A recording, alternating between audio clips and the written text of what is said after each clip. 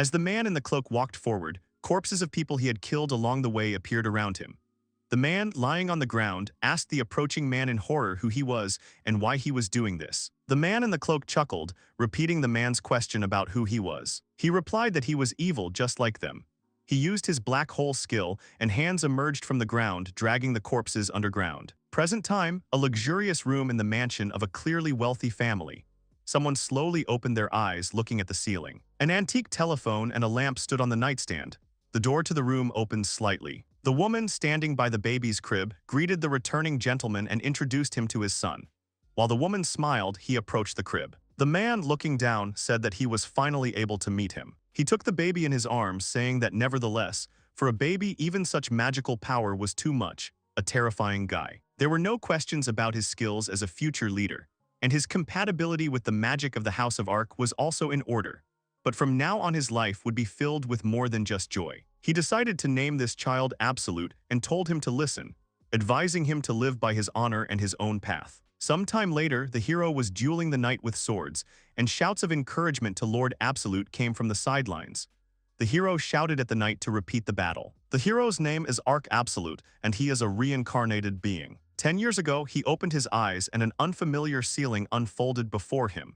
Then he heard a man's name and became utterly confused. Somehow this world turned out to be the same as the one in the novel, The History of the State of Reincarnation, which he had once read.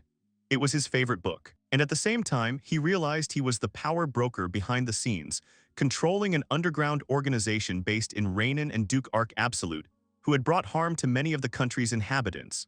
However, the main problem lies in the story's ending. Ark Absolute, into whom he was reincarnated, will be killed by the story's protagonist, Alt.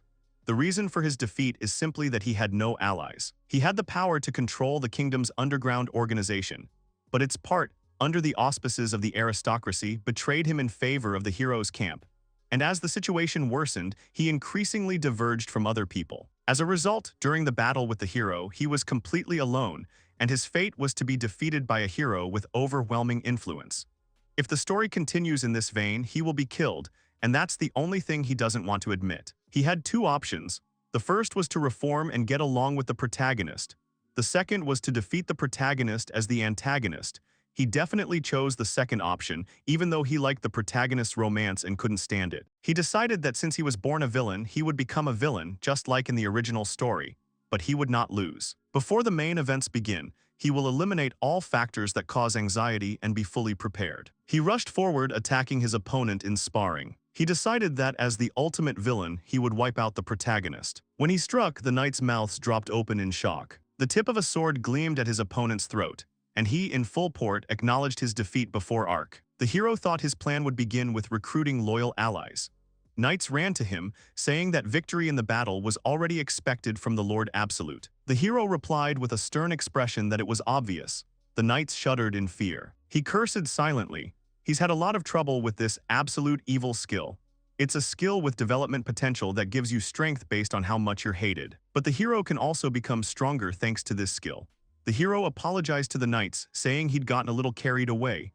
The knights asked him not to apologize. One of them said that he treated Mr. Absolute with awe and respect, and the second confirmed his words. The knight the hero had fought approached them and called out to Lord Absolute, saying he had demonstrated his fencing skills again. The final thrust had been flawless. The hero reflected on how, having practiced a technique once, he appropriated its unusual sensation. In addition to his vast magical power, his skills also include the power of consistently casting high-level spells. He excels in close combat with a blade and uses healing magic to heal himself from wounds. He also possesses the potential to develop a skill called Absolute Evil. He's practically omnipotent, a completely cheating character. The hero thought to himself that things had gotten more interesting. If he hardened himself with training and increased the number of his comrades before the story began, it would be wonderful.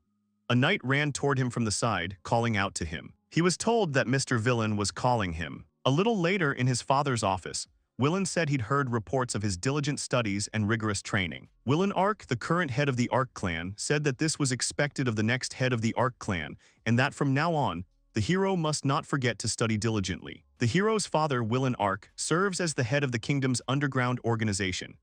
At first, the hero thought he was a terrible man, but in his dealings with the Absolute, he was an honest father. When the hero was shown the process of torturing an enemy, he froze in place. Absolute thanked his father, saying he would continue to give his all. He thought it seemed like his father hadn't praised him in a while, and he was even a little pleased. Willen replied that they would then leave the introduction and move on to the main topic. He explained that a reception in honor of Prince Michael's 10th birthday would be held next month.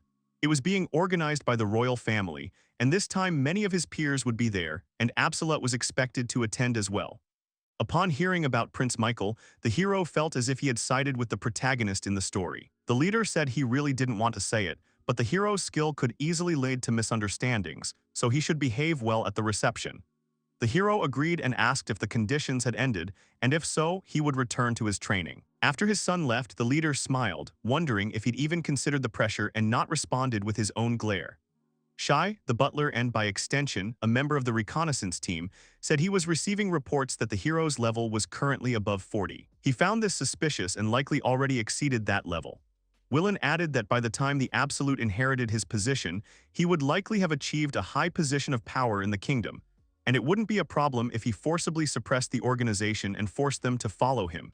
It was the same way in his time. The butler reminded them that this was the reason they followed him, but he had no good reputation whatsoever. The leader merely replied that this was the Ark family's nature. Willen believed that the most important thing was unambiguous power, understandable to everyone who looked. In other words, violence comes second, and a good reputation is irrelevant. The butler merely sighed at this. Shai said that in any case, in order to earn the loyalty of the aristocratic subjects, it was necessary to improve the impression of Mr. Absolute. If this was not done, then there was a possibility that their group would disintegrate in the near future. Sometime later, the capital, the royal castle, many aristocrats were in the hall. The hero's father greeted His Royal Majesty and His Highness Mikkel. He congratulated them on this wonderful day.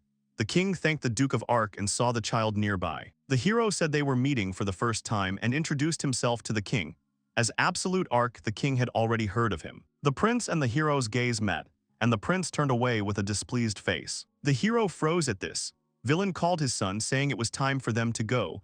A groan came from their direction and they turned around. Count Jose approached them and the leader asked how he was doing. The man replied that he was fine thanks to them. The hero thought that loyal aristocrats were also a headache. The Ark family belonged to the high nobility, even though they had no work. Count Jose said he'd heard the Duke's son was present today and wanted to ask his permission to introduce his son. He nudged the boy forward while the hero watched. The Absolute asked him first what his name was. The child replied that his name was Chris Jose of the Count's Jose family. The hero introduced himself in response, and they exchanged pleasantries.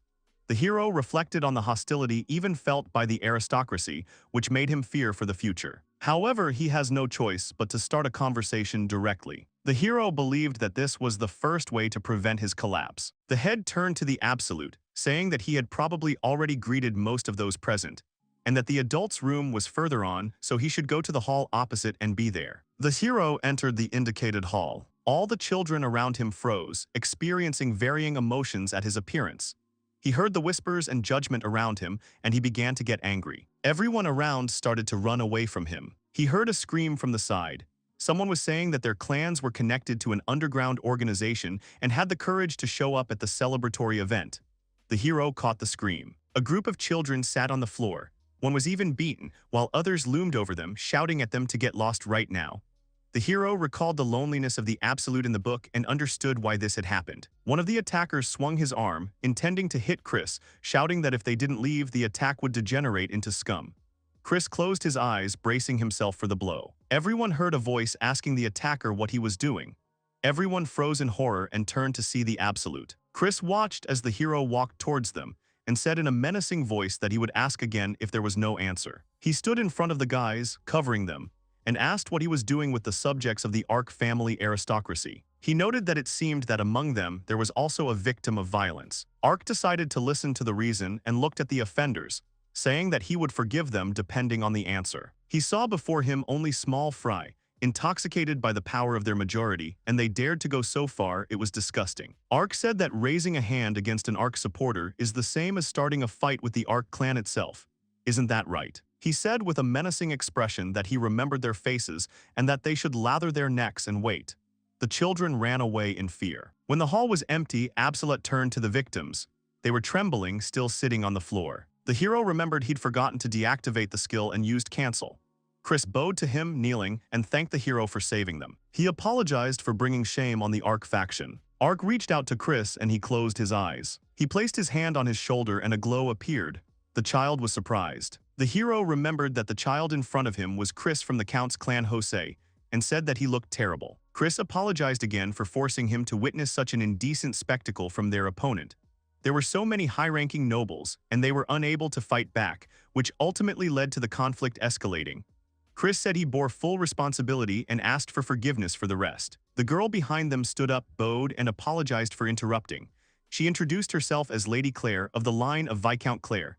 She said that Mr. Chris had stood up for her and had been injured, for which she was responsible. She asked him to at least ask Mr. Chris. The hero didn't understand what was happening. The hero wondered if Chris was perhaps more popular than he was. It wasn't that he was jealous or anything. Ark replied that he understood them, but in this case it was not only Chris alone who was involved, or only they, it was their common mistake, and asked if they understood why. Absolute asked Chris to respond to everyone's faces. He replied that, so to speak, they had been underestimated as opponents because they were of low nobility. Ark must have realized from the start that they had a poor public image. The hero asked why they had gathered in this place. Absolute said they probably understood there were no representatives of the upper aristocracy among them and that they would become targets for others. Chris lowered his head, feeling tears welling up. Chris shouted, asking what they should do then. Ark asked why they hadn't waited for him. The children were surprised. Ark said the current incident occurred because they were low-ranking, while their opponent was high-ranking. If he were here, it would seem he wouldn't have been able to arouse their sympathy. He thought that this time their opponents were the ones to blame the most, and he had not yet finished greeting them.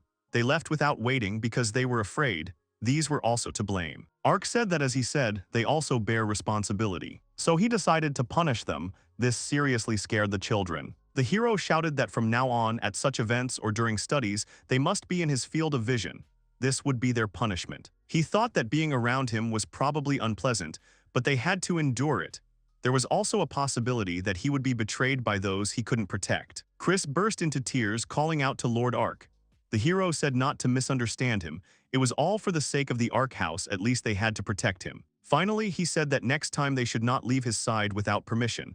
That was the duty of a ruler. The children called out to him with admiration. Ark demonstrated his abilities by saying that this is how you can combine water magic with wind magic. Claire's magic is water and wind, and a lot can be done with them. He passed the element he'd created to Claire, and she was surprised that, in addition to magical power, he also possessed such control. Chris also found it astonishing. She admiringly said that this was to be expected from Mr. Absolute, and he replied that it was a given. The girl, inspired, decided to practice right then and there. Ark asked Chris if he possessed fire magic, and he confirmed it, adding that fusion magic and the like were difficult for him. The hero said that fire magic can be used in different ways depending on one's level of training, and that one should focus on developing one's strengths. Chris took his advice. After Prince Michael's birthday party, Chris and the ladies began to make amends for their past mistakes by organizing such training sessions and tea parties. The hero began to feel the gap between them narrowing. Chris hesitantly called out to the hero. Chris wanted to ask him about the magic he'd used to help him at the reception, and the hero explained that it was healing magic. Chris already knew this, but he was still surprised. Chris had heard that the hero was quite skilled in magic and swordsmanship, but for him to be so at such a young age was truly astonishing. The maids approached the boys and called the young masters. They asked the children if they wanted to take a short break. Later, sitting down at the table to have a snack, Lady Claire said that she was stunned by the fact that in addition to the 4 elements of fire, water, earth, and wind, it was amazing that the hero also possessed healing with dark magic. The girl spoke admiringly of her respect for him. The hero remarked that the lady was the kind of woman who awakens a man's protective instincts. The hero said that simply having useful spells on you is not such a big deal. In battle, something else plays a key role. Unique magic is a hereditary power that can only be used by people of a certain lineage. The conditions are that a person aged 15 or older must be recognized as the heir. No matter how talented they are, they will be unable to use the power. Chris clarified that the Ark clan's unique magic is summoning, isn't it? Ak confirmed this and explained that it allows the summoning of spirits, even more unusual ones, namely, those from among the 12 high-level spirits known as the Spirit King clan. In the original story, this magic was so powerful that it could wipe out up to 40% of the enslavement squad. The boy thought, above all, that she wouldn't betray him. Absolute confidently stated that he wanted to inherit it in the future. Claire commented on how amazing it was while Chris froze. 5 years remained until the inheritance. In other words, there are still 5 years until the first event in the original story, school entrance. The hero thought he wouldn't have any supervision during his preparation. The hero called Chris and said that he wanted the maid to be prepared by the time he went to school. He wanted to choose and train a servant from his place, and asked if he could talk about this with Count Jose. Chris replied that it was possible, but asked if he could ask if it wouldn't be faster to choose one of the Ark family servants. The hero replied that he didn't like the people in this house. The children were surprised, and the hero wondered if they suspected anything. Since everyone had defected in the original story, he needed someone who would definitely not betray him. A servant wouldn't betray his master, and he didn't want to give the protagonist a single chance. The hero remembered that she was an old woman who wore a maid's uniform when he was born, but she died 3 years ago. Now this old woman's daughter, Mit, has been caring for him for 48 years. But the current Ark family's mansion looks like a mature maid cafe, and it's simply outrageous. Chris understood and promised to train high-class servants, and asked if there were any requirements. The hero replied that race did not matter, but let them have knowledge of self-defense. Claire raised her hand and asked about her candidacy, and the hero replied that it wasn't worth it, which upset her. Chris replied that he understood and would arrange everything. Jose promised to contact the hero as soon as they had everything ready, and the hero stood up from the table and replied that he was counting on him. The hero called out to the maid Mit, who was standing to the side. With trembling hands, they threw a blanket over the boy's shoulders, and together with the hero left the children. Chris and Claire watched them leave. The girl remarked that even the family servants feared Mr. Absolute, and it would probably be the same at the academy. Chris replied that he hadn't been paying enough attention. The girl felt sorry for the hero and wanted to console him. Chris asked Claire why she was acting like that, whether that was her personality. She replied that it was because Mr. Absolute wasn't such an inflexible man. She knows it's best to maintain this behavior if she wants to get closer to him. Besides, even though he seemed irritated, he didn't reject her. Chris asked if that impression of being in love was just a sham. The girl replied that no, it was pure love. She, like him, did not understand Mr. Absolute and in the end left him alone, and at that reception he helped them. Claire clarified that Chris must have already been told about the absolute evil skill when she heard this story, and her chest tightened. Then she thought that if Mr. Absolute thought that in the future he might be left alone again, this time she definitely wanted to be there. Moreover, the girl decided that it was better to approach everything with humor because there was no need to hold back in the presence of others. She wanted the hero to think that she was a person with a big heart. Chris said he felt the same way. He would never abandon Lord Absolute and would fill his entourage with allies. It was his duty to him. The girl agreed, saying that was true.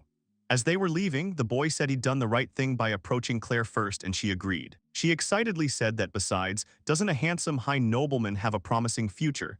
She should discourage other girls from flirting with him and lay the groundwork for that future. The guy asked if her feelings were truly genuine. Smiling, Jose asked himself whether it wouldn't be better for Mr. Absolute to have many allies. A little later, the hero got out of the carriage and the butler said he would wait for him there and asked him to be careful. The hero arrived at the house of Count Jose, the mansion of a servant merchant. Inside, the hero was met by the count, who greeted him and thanked him for his arrival, asking him to be more kind to him today. The count also said that he had selected many servants at his request, and Chris would accompany the hero, so if he needed anything, he could tell Chris. Regarding the guards, the count apologized and said they were unnecessary. He invited the hero inside and said they were imposing restrictions on the servants so he could make himself comfortable. The hero decided to clarify and said there was no need to lower the price, as he didn't like being in debt.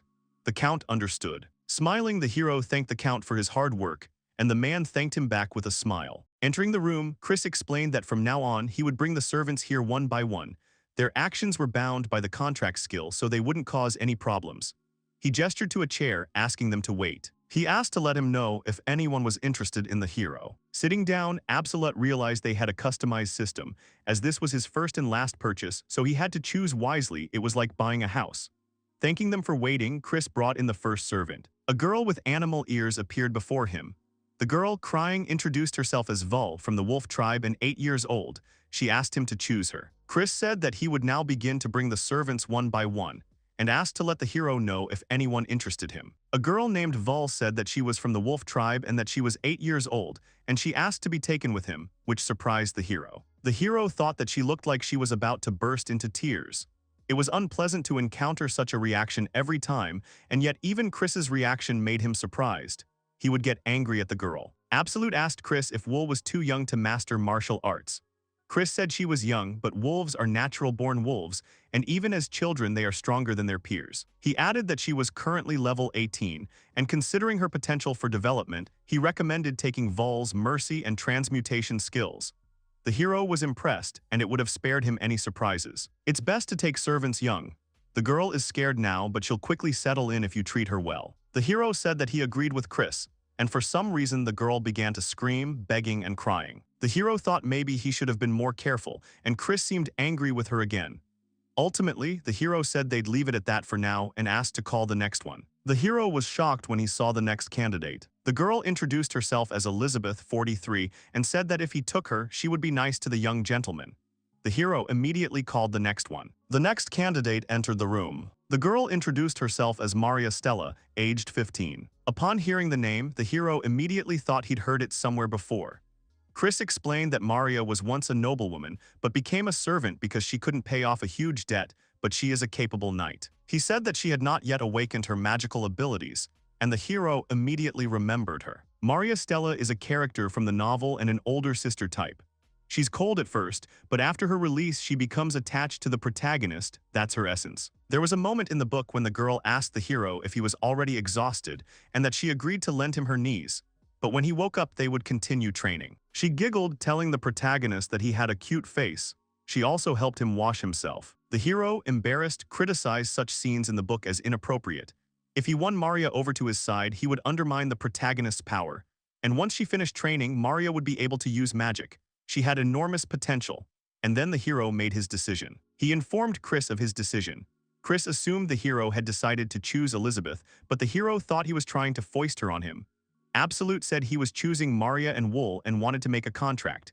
He silently apologized to Chris because Elizabeth could handle it on her own. The hero signed the documents and the count announced that everything was in order. The girls stood aside.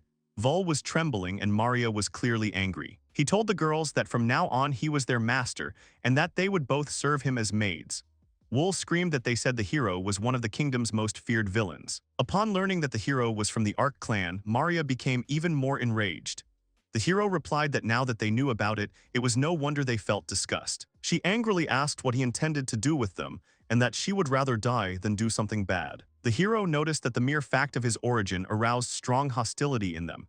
He said he had no intention of killing them, but it seemed the two of them hadn't yet realized their situation. He reminded them that they were now his servants and must not forget it. He used his sphere skill on them as punishment for their insolence. The girls began breathing heavily and fell to their knees. The hero told them to watch their language when speaking to him from now on and asked if they understood. The girls immediately apologized, and the hero mentally praised himself for forcing the two women to submit. Sometime later in the Ark family mansion, someone called Maria's name, and she turned around. The maid asked the girl how she was feeling and whether she had gotten used to the work yet. The girl told Mitt that she had mostly gotten used to it, but at first she was worried she would be forced to do something shameful. Smith replied that in the end she was doing a very ordinary job. Mitt asked Maria how things were with Mr. Absolute, and she didn't know what to answer. The girl admitted that at first she was worried about having to spend time with him, but after observing his life over the past few months, she no longer knows. The gentleman is surprisingly quiet, unlike the other members of the Ark family. The hero's speech is dominated by high-flown expressions and aggressive words. Most of his expressions are devoid of any emotion, but at times his face is like an open book. He has never raised his hand against his servants or his nobles, and the people around him have a rather good impression of him. Mitt told Maria that this was good and asked her to stay the same. The girl didn't understand what she was getting at. A loud sound was heard behind her, and the alarmed girl ran towards the noise asking what had happened. It turned out it was Vol who had broken the vase, and the hero was comforting her. Maria couldn't understand why he always tried to act like a jerk, but was actually anything but. With his actions, he confused the girl to the point of horror. A few months later, Maria asked Mita if she really intended to retire in a couple of months. The old woman replied that she did. The girls had quickly mastered the maid's work, and now Wool could handle the cleaning herself. Her task was complete. She asked the girls to take care of the master in her stead. Maria asked Mita if she wasn't afraid of Mr. Absolute. The old woman replied that she would be lying if she said that she was not afraid at all, but did the girl see the reason in something else? Since she officially became the maid of Mr. Absolute, she had the right to know about his skill, absolute evil. Hearing this, Maria was annoyed. saying that it turned out that such a terrible impression was created because of his strength. Mitt said that the servants of the Ark family sympathize with the young master, so they inevitably end up taking on secret missions, which is why the master has become extremely serious and rarely smiles. She said that responsibility for this lay with the adults. She knew it was asking too much of her since Maria was still young, but she asked that the girl continue to support the master. Already standing at the door of the hero's room, Maria announced that she was going inside. The hero turned around, seeing that it was Maria. The girl explained that she had taken over Mrs. Mitt's duties and would now be taking care of him. She also confessed that Mrs. Mitt had told her about the hero's skill. The hero answered meekly, as if it didn't bother him, and the girl asked if it really didn't bother him. The hero asked who cares about other people's opinions anyway. He is Absolute Ark and he is who he is, let him say so. Deep down, he knows that everyone sees him differently. Maria noticed that his gaze was full of determination and sadness. With such determination, he will continue to live despite the pain. The girl stretched out her arms and unexpectedly hugged him from behind. Embarrassed, the boy asked her what she was doing and told her to leave.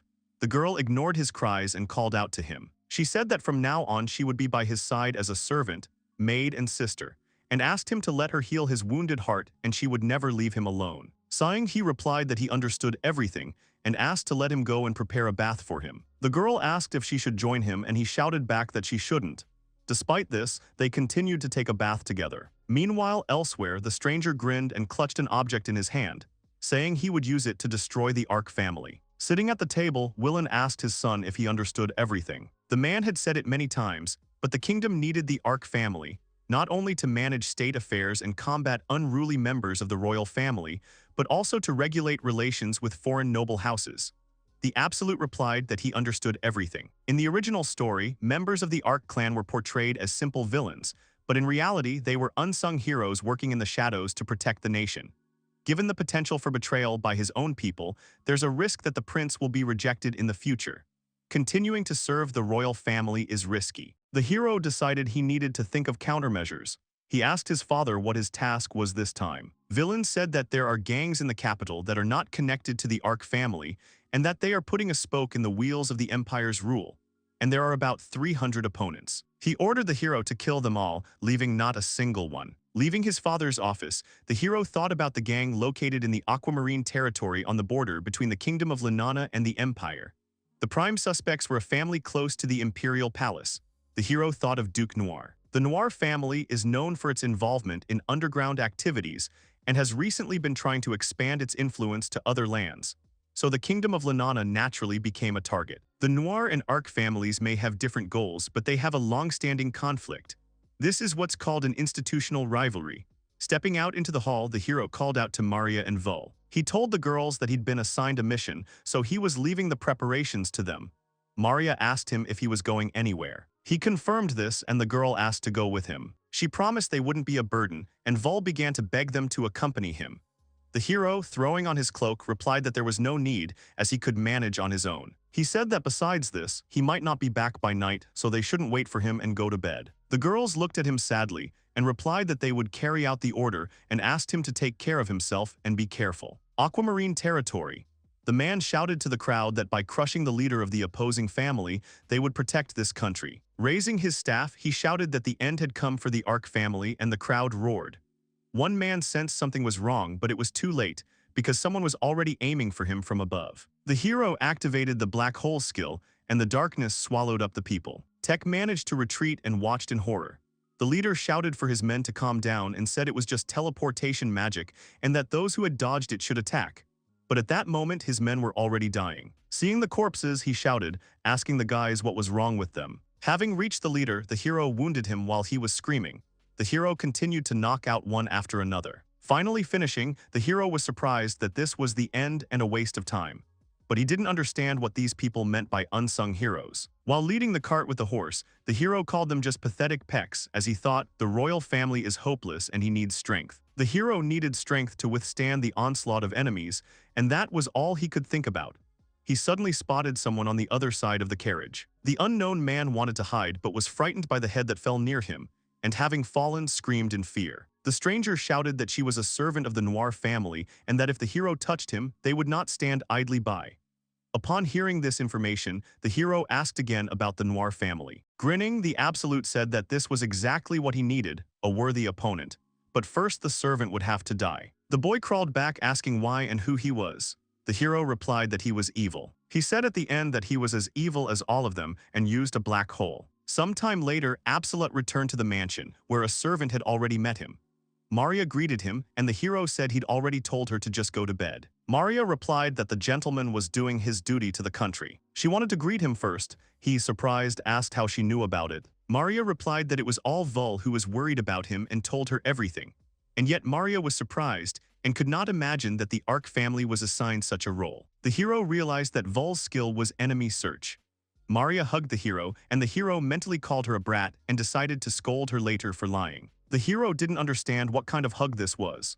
Maria said that it meant her master had been fighting for their country all this time, even at such a young age, and she hated it. She screamed that she hated the fact that the adults of this country were forcing her master to fight. Hugging her back, he told her he was fine and that as far as she could see, nothing terrible had happened. She replied that wasn't true and that he was injured. She screamed that his heart was so wounded he couldn't feel a bolt. The hero wondered if he'd simply gotten used to it or if it only seemed that way. He smiled, thinking that she was so wounded that she no longer felt pain. If so, did that mean he had screwed up? The girl called out to him. He didn't deny it and told her to go to bed as it was already late. She wanted to say something else, but she wasn't the one to say it, so she agreed and asked if she could sleep with him tonight. He replied that it wasn't worth it. A few days later, the children were discussing a martial arts tournament in the capital. Claire asked the hero why he shouldn't take part. She was sure he would win in the under 15 category. The hero pulled away, thinking she was too close. Chris replied that he too would be competing in the under 15 category and that it would be a good opportunity to gauge the strength of his peers. In addition, Jose heard that a hero would be taking part in the tournament this year. Hearing about the hero, Aboliet became intrigued. Later, at the Marquis of Murray's estate, the girl breathlessly announced that she had finally found him. She called out to Alt, shouting that he'd skipped class again. It was Alicia Murray. The boy named Alt, who had been a hero, replied that he had no desire to. Early in the morning, the hero began to gradually wake up. Leaning against something, he felt softness. Maria Stella, the Ark family's maid, turned out to be somewhat gentle when she wished him good morning and asked where he learned such things. The hero was taken aback when she said everything was fine and that her sister would take care of everything. He yelled at her to go away. Vul, the Ark family's maid, was wiping the dishes at the time when Maria approached her, calling out to her. She asked if the gentleman had returned to his room yet, and Wool replied that yes, he had left right after breakfast. Maria decided to help Wool. Maria noticed that Wool was in a great mood today, and Wool replied that the gentleman had given her chocolate. She said that if the gentleman hadn't given it to her, she would never have known something so delicious and sweet existed. Maria was pleased to hear this and asked if that meant breakfast had gone without incident. Wool burst into tears, saying that the master had scolded her. She said she'd been scolded for eavesdropping on a conversation using her skill. Maria realized it was her fault and apologized to the girl. Wool said she'd been worried about the gentleman, which was why she'd told him, but Maria already knew. She felt the same way and wanted the master to rely on them a little more. Maria knew he was showing them this way. Wool asked Maria if she was busy today and explained that she and the master had planned to have a training match today. That's why she'd popped into the kitchen for a moment. Wool really wanted to go with them. She wanted to become much stronger so she could protect the master. Maria asked if they hadn't sparred yesterday and asked Wool to give her the spot. She wondered if she still had things to do.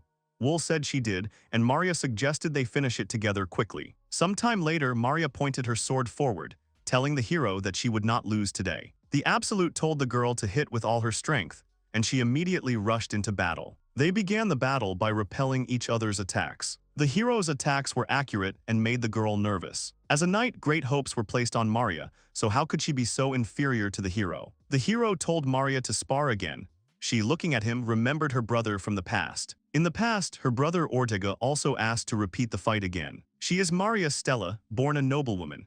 She and her brother were practicing when Maria and Ortega were called out. Her father was an outstanding knight, and her mother was a strict but very loving woman. She also had a sweet brother, Ortega, who enjoyed everything in the world. Their family was happy. But suddenly their peaceful life came to an end. Sometime later, Maria approached her mother, who was sitting by the bed, and asked about her father and Ortega. The mother said that even healing magic wasn't helping. They said there was no magic that could cure them. Maria screamed that it couldn't be. She didn't believe it, saying that there had to be something they could do, otherwise her father and brother wouldn't survive. To cure them, they borrowed money everywhere, turned to bishops and potions, but they both died. Maria lost her beloved family, leaving only an unbearable debt. She had no choice but to follow them, but she didn't want to repay the kindness of those who had lent her money for her family's treatment with anger. The girl said that she still had unfinished business and was asked if she was sure. The precious sword Stella, imbued with unique magic, a family heirloom she was destined to inherit from her father. The girl felt she had no choice. Even after giving up everything, she couldn't repay the debt, and their lands became the property of the kingdom, and she was sold as a servant. The knight's promising future and happy, peaceful life came to an end. In the present, the hero and Maria continued their battle. When she first saw Absolute Ark, even though he was the same age as her late brother, she found him an unpleasant child. The hero jumped, dodging the blow, which caused the girl to be shocked. She feels not only sympathy, but also love for the gentleman who tries to be strong by hiding his pain. She couldn't understand why the master was making his little sister cry like that. Finally, the duel ended with the Absolute knocking the sword out of her hands. Maria Stella, born into a noble family, fought with her shining sword firmly gripped in her hands. A smile beamed across her face as she confidently and gracefully confronted her skilled opponent. Suddenly, a familiar voice called out to them both. The heroes turned around joyfully and with relief, seeing their beloved parents in the distance. The girl's father was a renowned and respected knight, known for his valiant deeds, and her mother was a strict but infinitely loving and caring woman. Maria thought deeply for a moment about this perfect picture of family well-being and warmth. She also had a very carefree younger brother named Ortega, who genuinely enjoyed everything around him. Their close-knit family seemed like an unshakable and shining example of family happiness. But suddenly the idyll ended. Maria entered the quiet room and saw her mother, her head bowed over her sick brother's bed. The girl timidly turned to her, thinking of her father and Ortega. The woman only slowly shook her head. She cried out loudly that even the most powerful healing magic had proven useless. They said there was no spell capable of curing the disease. Maria cried out, not believing what she had heard.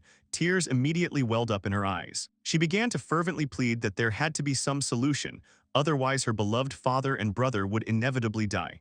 The heroine recalled their happiest moments. To find the funds to treat their relatives, they borrowed money from everywhere, turned to various places and drank potions. But it was all in vain. They both died. The girl was consumed by grief and darkness. The mother of the family couldn't bear their deaths. Maria looked at her exhausted mother, and horror and loneliness gripped her soul. She had lost her entire beloved family, left alone with only a crushing debt. It seemed to her that there was no other way out of this situation except to follow them. But deep down, she knew she didn't want to remain indebted to the kind people who had helped pay for her treatment. The girl slowly rose to her feet, determinedly brushing away the tears that had welled up in her eyes. She made a clear mental note that she still had unfinished business to complete. She suddenly found herself inside a stone hut. A quiet voice asked her if she was truly sure of her decision. In front of her lay the family sword Stella, imbued with unique magic that she was supposed to inherit from her father. The heroine looked at the weapon, realizing there was no other way. Even having sacrificed everything, she couldn't repay the debt.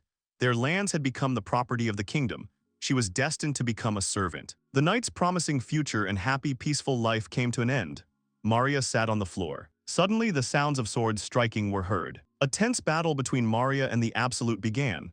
The clash of steel could be heard. When Maria first saw Absolute Ark, who was the same age as her late brother, she found him an unpleasant youth. He suddenly leaped high above her and swung his weapon.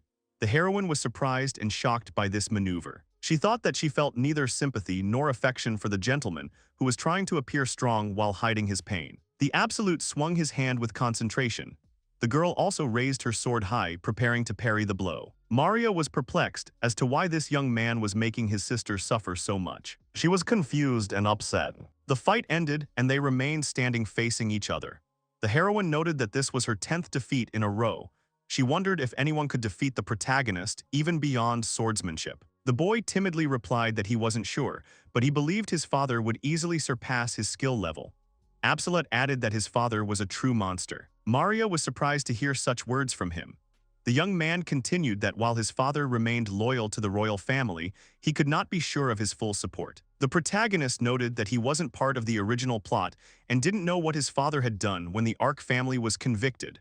But they must be prepared for the possibility that he might defect. Maria did not understand the meaning of the phrase in the original story and what it all meant. She stood behind him trying to comprehend what was happening.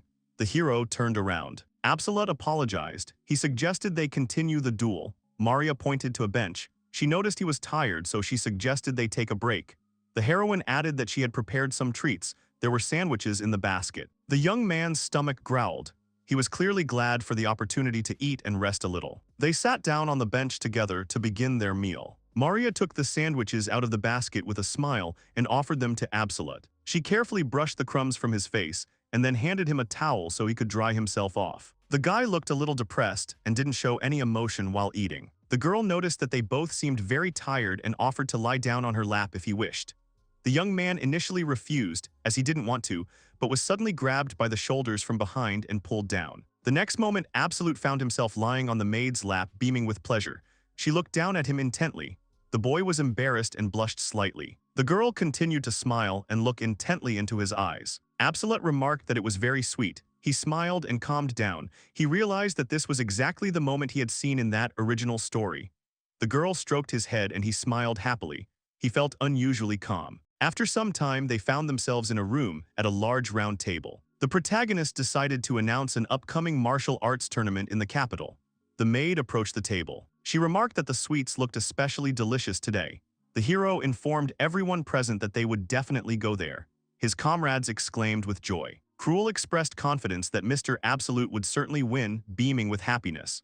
However, the boy corrected them, declaring that he wouldn't be participating and tossing aside his cup. The cup began to fall rapidly, but Wool quickly ran up and carefully caught it. She managed to catch it, straightened up and noted that it was really dangerous. Everyone else turned around in surprise at what was happening. Absolute, watching this, chuckled. He explained that Wool would be participating in the competition. The girl, pouring tea for the gentleman, listened to this news. Suddenly, realization dawned on her. She froze in bewilderment, not realizing he was talking about her. She noticed everyone was looking at her. Wool didn't know what to say. Turning to the master, she asked again why they were sending her of all people. She shook with fear and blushed. Wool declared that she was weaker than the master and could disgrace him. The young man assured her there was no reason to worry, as she had trained with him. Therefore, she definitely wouldn't lose to Churney. He also added that there was one more thing. If she defeated the hero, he would treat her to the capital's most popular dessert. Upon hearing this news, the girl literally beamed with happiness and exclaimed. Absolute clarified that if she became champion, he would buy her absolutely anything she wanted. He turned to the girl. Wool was beaming with happiness and loudly declared that she would go. The maid began jumping for joy, unable to contain her emotions. She blurted out that Wool wanted new weapons and cute little things. Chris noted that she seemed to already consider herself a winner. But becoming a champion is a true indicator of strength. The girl really wanted the master to see how strong and useful Wool had become. Her eyes lit up even more. She really wanted to try those very sweets. The protagonist approached the girl, asking her to crush him, and then she would get everything she desired. The maid clenched her fists and promised to win without fail. Afterward, they would definitely have to celebrate her victory. Alicia and Alt are preparing to participate in the tournament. A voice addressed to Alicia rang out from Marquis Murray's estate, inquiring about Alt's whereabouts. The girl turned to her father, complaining that the hero was idle again. Alicia Murray, Alt's fiancée and childhood friend, was concerned. She was immediately reproached and called a fool. The girl was strongly advised to be more careful. After all, the hero's skill was considered the most powerful divine ability. Anyone who possessed such power was awarded the title of hero. The heroes were so powerful that they became the defenders of the nation in the future. The father exclaimed that this was what happened to him whenever he got distracted. It was time for him to realize his responsibilities, and now was the time. The girl listened to him. They arrived to a decorated city, fully prepared for the upcoming event. Together, they reached the capital and headed for the tournament arena. Hero Alt was beaming with anticipation. He turned to Alicia, urging her to move faster. He was full of anticipation. She was surprised by his activity today. She noted that because of his frivolity, she herself was constantly being criticized. The boy clenched his fists and declared himself a hero. His job was to fight, so he left the studying to others, including her, Alicia. The girl countered that it didn't matter how powerful a hero's skill was if it was given to such a frivolous person. The boy didn't understand the point of her remark. She relayed that his father had told him to win the tournament to prove his worth. It sounded like a trivial matter. Walking carefree through the city, the young man wondered if he would face any strong opponents. He asked if his companion knew about this, but she suddenly froze. As she stopped, she remembered something. Alicia had noticed that someone from the Ark family would be participating in the competition. The The hero Alt had commented that the Ark family was connected to the criminal underworld and would do anything to achieve their goals. He considered this and found it wonderful as the situation was becoming more interesting. Alicia didn't understand his thoughts and only let out a worried sigh. The heroes approached the reception desk. At the reception, the organizer clearly stated that, as mentioned earlier, only weapons and skills were allowed to be used in the tournament. Magic was prohibited. She pointed forward and asked them to go into the waiting room. Hero Alt turned around and told Alicia he'd go ahead. She nodded and promised to watch him from the stands.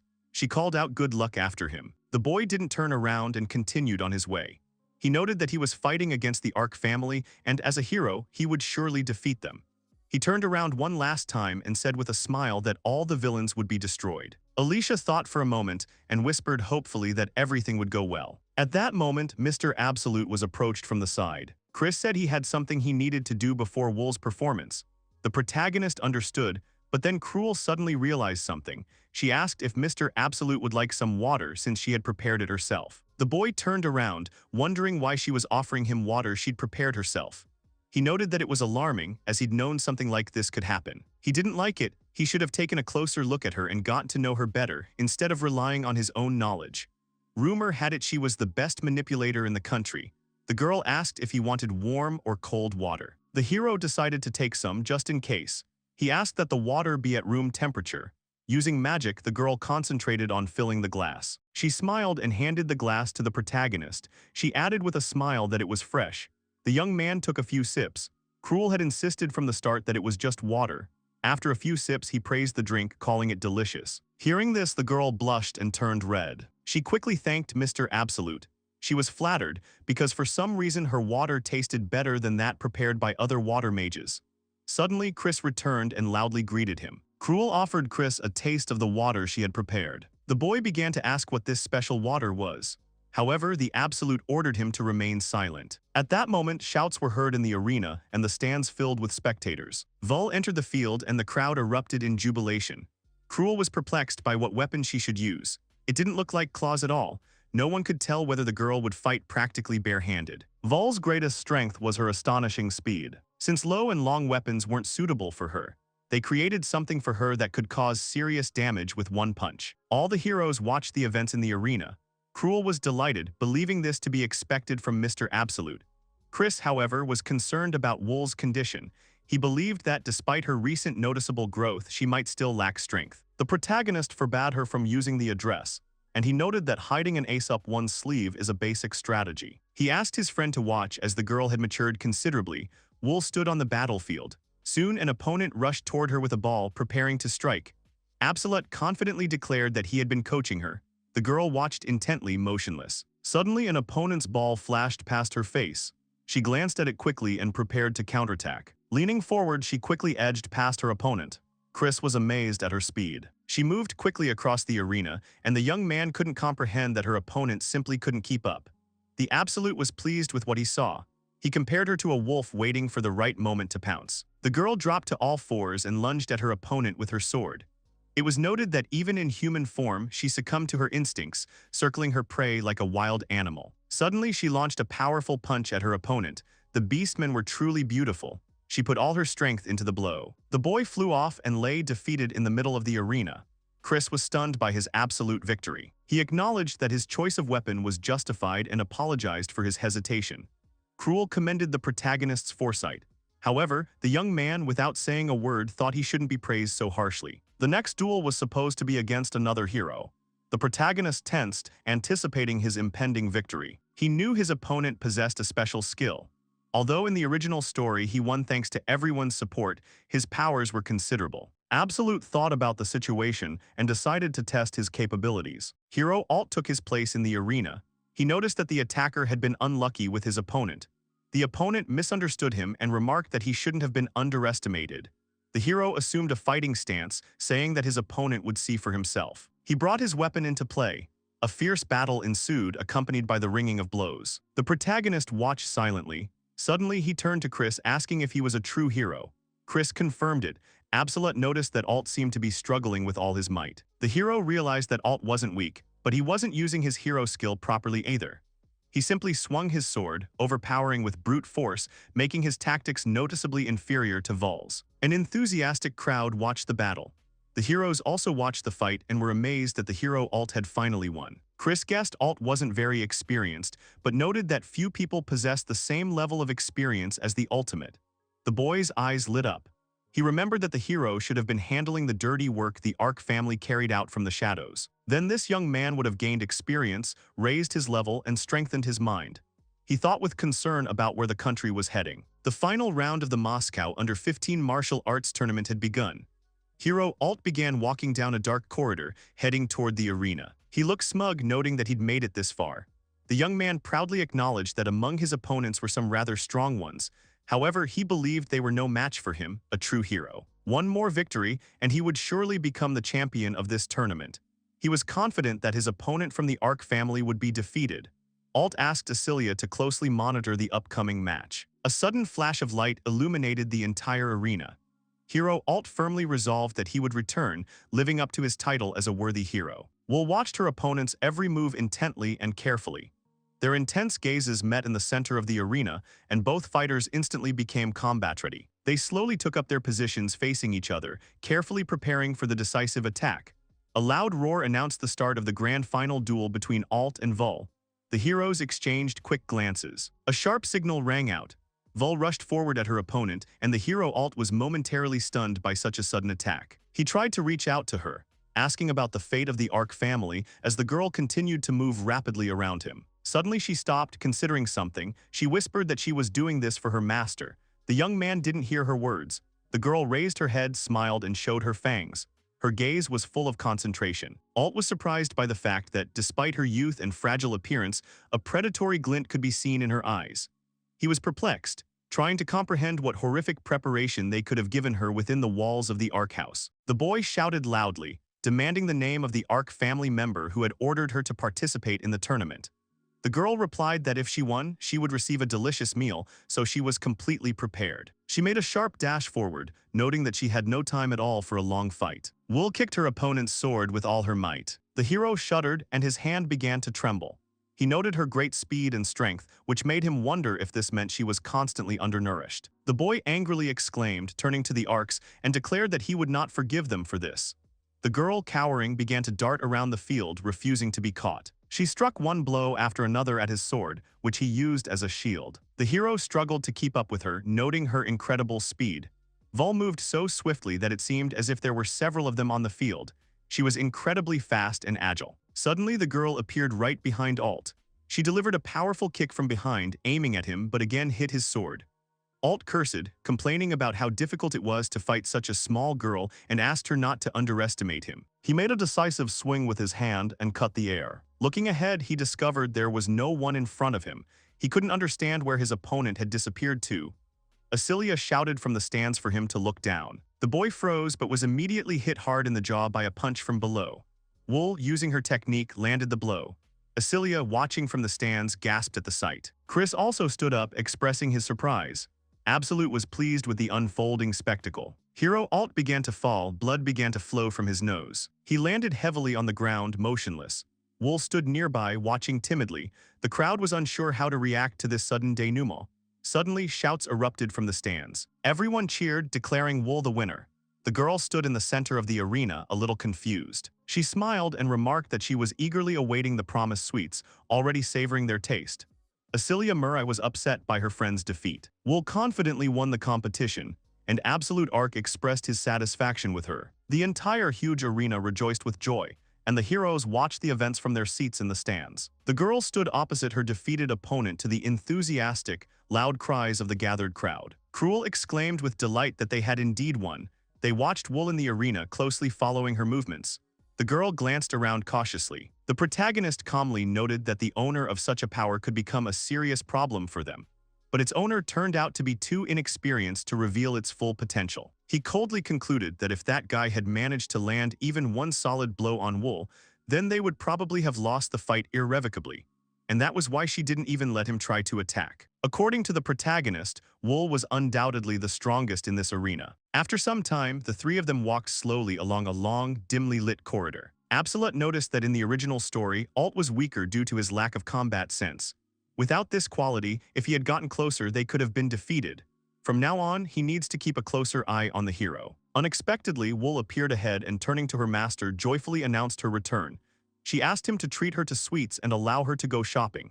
Seeing the maid, the young man smiled and extended his hand. He praised the girl for her efforts and promised to reward her generously. Wool beamed with joy. The guy told her to take absolutely whatever she wanted. The girl was jubilant. In the bright room, Alt lay defeated on the bed. Alicia sat next to him. She expressed her surprise that even as a hero he lost. The boy lay there covered in sweat, his eyes closed. The girl noted that he apparently relied only on brute force, hoping that defeat would teach him something. She found it difficult to find the words. Alicia also wondered why her father hadn't come up with a countermeasure instead of relying entirely on Alt. She felt unfair that she was being scolded for Alt's absences, even though in the end she would be the one responsible for his education.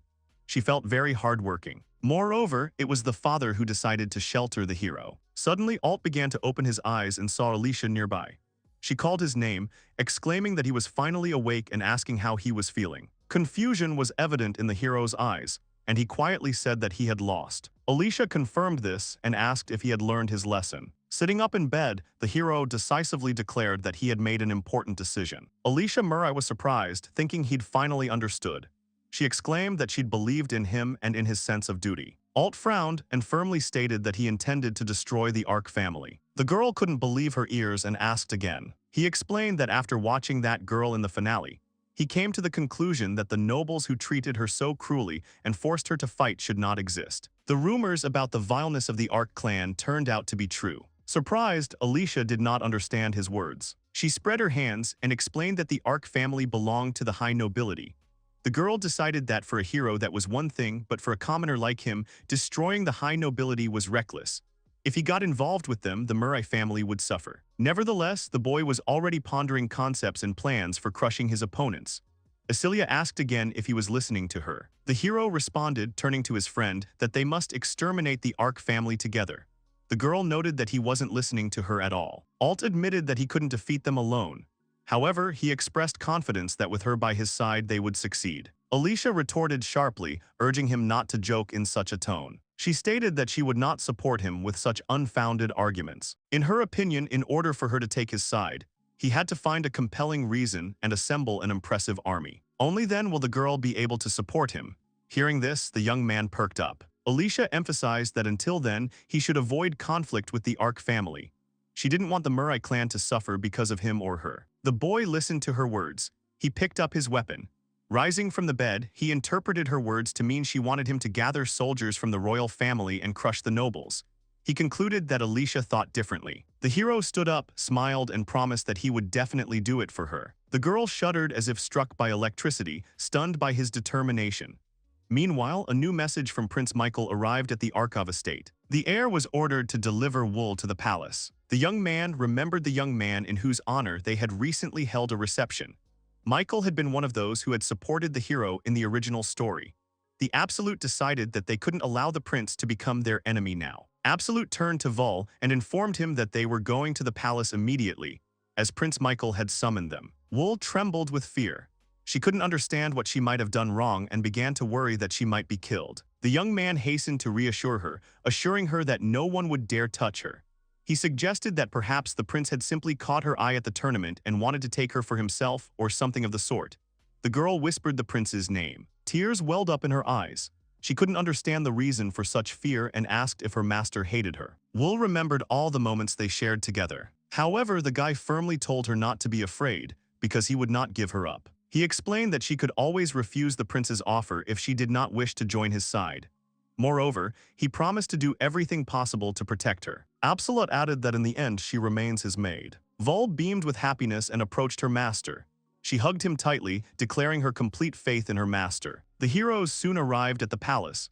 They were informed that their mission had been successful. Prince Michael Linana, the crown prince of the kingdom, greeted Ark and Vol.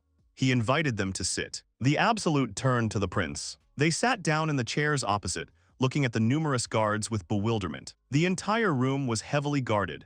The protagonist considered this number of guards excessive for simple protection. Michael explained that, as next in line to the throne, he was under intense scrutiny, and any threat to his life could lead to disaster.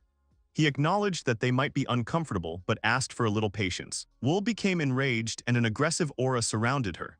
However, the boy calmed her down, telling her everything was fine. He decided to discover the true purpose of their summons. Michael replied that it wouldn't take long, only as long as it took to subdue them.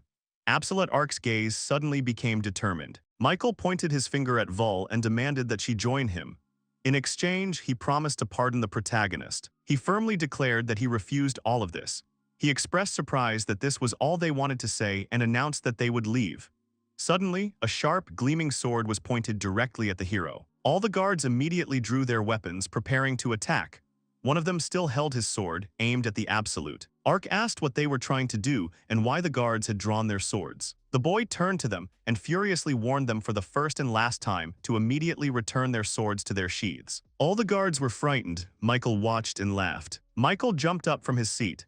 He couldn't believe such foolishness, calling the Ark family utterly stupid. He doubted the young man could withstand such a number of guards. The prince braced himself for the inevitable attack. Michael noted that it seemed the hero needed to be taught a lesson. He approached Vol, asking her opinion. The prince promised that if she defected to his side, he would definitely accommodate her. Suddenly, the girl rushed toward the Absolute and hugged him tightly. She loudly declared that she was his maid, and her master would never lose to Michael. The enraged prince screamed for her to disappear and die. The guy looked at both of them and said that he sees everything. He declared that they would be killed by the guards for the audacity to raise arms against him. That would be his version of events. He loudly commanded the guards to defeat Absolute and Vol. The guards drew their swords and charged the heroes. Suddenly, they were frozen in a dark energy. They couldn't speak or move their hands. Michael was puzzled by what was happening and froze. The hero turned to Vol, telling her to call for help. He asked her to tell him that Prince Michael had gone mad and ordered the guards to kill the heir of the Ark family. The girl rushed out of the room and headed quickly for the exit. All the opponents were immobilized. Their weapons fell from their hands. They remained bound, unable to utter a sound. Absolute turned around and sharply parried the blade flying at him. With one swing of his weapon, he cut off the guards' hands. They remained bound and still unable to move. The young man emphasized that he had warned everyone. The guards still stood there, unable to move. The protagonist stated in a firm voice that he would not repeat what he had said a second time. He cast a spell, returning everything to its place, and the guards collapsed to the ground. Michael sank into a chair, trembling with terror. He turned to Ark, not understanding his actions. Absolute climbed onto the table and asked if it was really impossible to kill the heir to the highest nobility because of some personal desire. Michael admitted he simply couldn't stand him. He'd heard this many times before and asked the prince to repeat it. The prince was furious, his whole body shaking with anger. He shouted that he was irritated by the hero's eyes, his behavior, and his very existence. Michael called him an upstart. The young man slowly rose from his chair. Everything became clear to the hero. He raised his hand right in front of the prince's face. Absolute Ark shouted that the prince had tried to kill him, and he knew full well what would follow. He asked if he had been understood correctly. The hero activated the skill King's Dominion. He channeled magic and aimed it at the prince. Michael's throat began to tighten and he began to sweat. Suddenly, the doors behind the hero burst open and a scream was heard demanding an immediate end. The king himself ran into the room and loudly ordered both sides to lay down their arms. Absolute turned, smiled, and addressed the monarch. He greeted his majesty and inquired about his well-being. The man exclaimed that everything had gone terribly. The king himself had appeared in person. The hero became curious about the monarch's true intentions. Absolute Ark sat opposite his majesty, and they discussed pressing matters. Michael, waving his arms, loudly declared that the guards would kill the heroes for the audacity with which they had dared to raise weapons against him. He intended to present precisely this version of events. At his command, the guards drew their weapons with approving murmurs. The king watched the proceedings with detachment. Meanwhile, the Absolute showed the monarch a video recording of the entire incident, showing how he, in turn, dealt with the guards after the incident. The king couldn't understand the footage he was seeing. Meanwhile, the recording device captured every detail of the scene. The protagonist explained that he had prudently filmed everything using some kind of magical artifact. His majesty sighed heavily, broke out in a sweat, and fell into deep thought. He turned to the Absolute. He nodded, expressing regret for what had happened and asking for forgiveness. The young man emphasized that the Ark clan had always supported the royal family, even if it meant staining their hands with blood to ensure the country's governance. He expressed surprise that their loyalty had been met with such generosity. The boy approached the king from behind and bitterly asked why this decision had been made. He warned that if it were to happen, the Ark family would be forced to reconsider its position on royal authority. The king remained tensely silent. A silence fell, broken only by the smile that appeared on the hero's face. His Majesty, drenched in sweat, muttered that Michael was to blame for everything. He added that they might not believe him, but he couldn't even imagine his own son capable of such vile acts. The monarch approached the Absolute, inquiring whether the guard's punishment had been excessive. He asked whether the conflict could have been resolved through more peaceful means. Absolute objected, reminding them that the guards had attacked a member of the high nobility. From his perspective, it was pure self-defense. The guards hadn't heeded the warnings, meaning the blame lay entirely with them. They had to correct Prince Michael's mistake even at the cost of their own lives. It wasn't the boy's fault. The young man sank into a chair to discuss his next steps. At that moment, Wool shuddered. The protagonist clarified how exactly the royal family intends to bear responsibility for this incident. The king proposed to pay compensation to the Absolute and his maid, and to place Prince Michael under house arrest. The man clenched his fist and excitedly asked if the hero would be satisfied with such an offer. The guy noted that there was a call to arms by a high-ranking nobleman, an attempt to forcefully influence a servant, and then an attempted murder. For all this, Michael would deserve life imprisonment. Suddenly, the king jumped to his feet, shouting protests. The Absolute added that at the very least, Prince Michael must be removed from his post as heir to the throne. The king was horrified. He waved his hands, begging them to think of something else, because Michael was his only son. Without an heir, the royal dynasty would end. The Absolute informed her that there was an alternative. Wool looked at him. The young man mentioned Princess Haniel. He supposed that if she married a worthy man, the problem would be solved. Wouldn't that be preferable to leaving Michael as crown prince, he wondered. The king agreed, admitting that Haniel was indeed more capable than Michael. However, he reminded her that the girl was blind and would be unable to fulfill her duties as ruler. The monarch recalled the image of the young girl. The protagonist agreed with this, but objected that in that case his majesty and his advisors could rule. Absolute repeated his demands that compensation be paid to him and the maid, and that Michael be removed from the inheritance rights. He clarified that the final decision, of course, rested with his majesty. The king broke out in a sweat and looked extremely stern. The greenhouse remained calm and quiet. Wool sat in the middle of the room sipping tea. She was a little nervous, but excited about the opportunity to enjoy some sweets. She asked the gentleman if everything was all right. He replied that it was compensation from the king, meaning she could enjoy the delicious desserts to her heart's content. Wool wasn't sure how to react to his words, and he gently advised her not to worry. Suddenly, she timidly inquired why he had decided to protect her. She expressed concern that if the prince became their adversary, it could lead to serious problems. The hero confirmed her fears. He noted that making an enemy of the prince was practically the same as incurring the wrath of the entire kingdom of Linen. The girl shuddered at this information. However, the young man continued, explaining that the royal family had attempted to take Wool, who had sworn allegiance to them, by force. He called it outrageous and emphasized that he was furious. He recalled that the Ark clan had owned these lands long before the founding of the Kingdom of Lenana. Regardless of their allegiance, this entire territory belonged to the Ark family. Therefore, they had no reason to surrender their servants to the royal power. Vol froze, unsure how to respond to such a statement. The Absolute explained that she was a maid serving the Ark family. As her master, he considered it his duty to protect her. Therefore, she had no reason to worry. The boy added that the Ark clan always has many enemies, even if they don't take any active actions. The hero assured her that, despite the threat from the kingdom, he would take care of her. Absolute Ark noted that this wasn't news to him at all. He smiled. Vol looked at him carefully, and a spark lit up her eyes. At that moment, memories of dark, full moon nights washed over her. They shouted at her loudly that she had been abandoned, calling her weakling. Her fellow tribesmen mocked her, for in the wolf tribe the weak were not favored, even within their own families. Strength was a source of true pride. Vol always felt lonely. She sat on the ground and cried bitterly. Because of her weakness, she was only a servant. Moreover, she wasn't even fit to be a good maid. The girl took her lot in heartbreakingly. She was provided with shelter, food, a bed, and a feeling of warmth. So the girl declared to the Lord Absolute that she was ready to protect him, even if it cost her her life. The young man remarked that he was not so weak as to require sacrifice. The next day arrived, and tensions in the kingdom began to visibly rise. The head of state sat on the throne, and his son, Michael, knelt before him. The king asked his son if he realized the gravity of what he had done. The young man lowered his head and declared that the Absolute was to blame.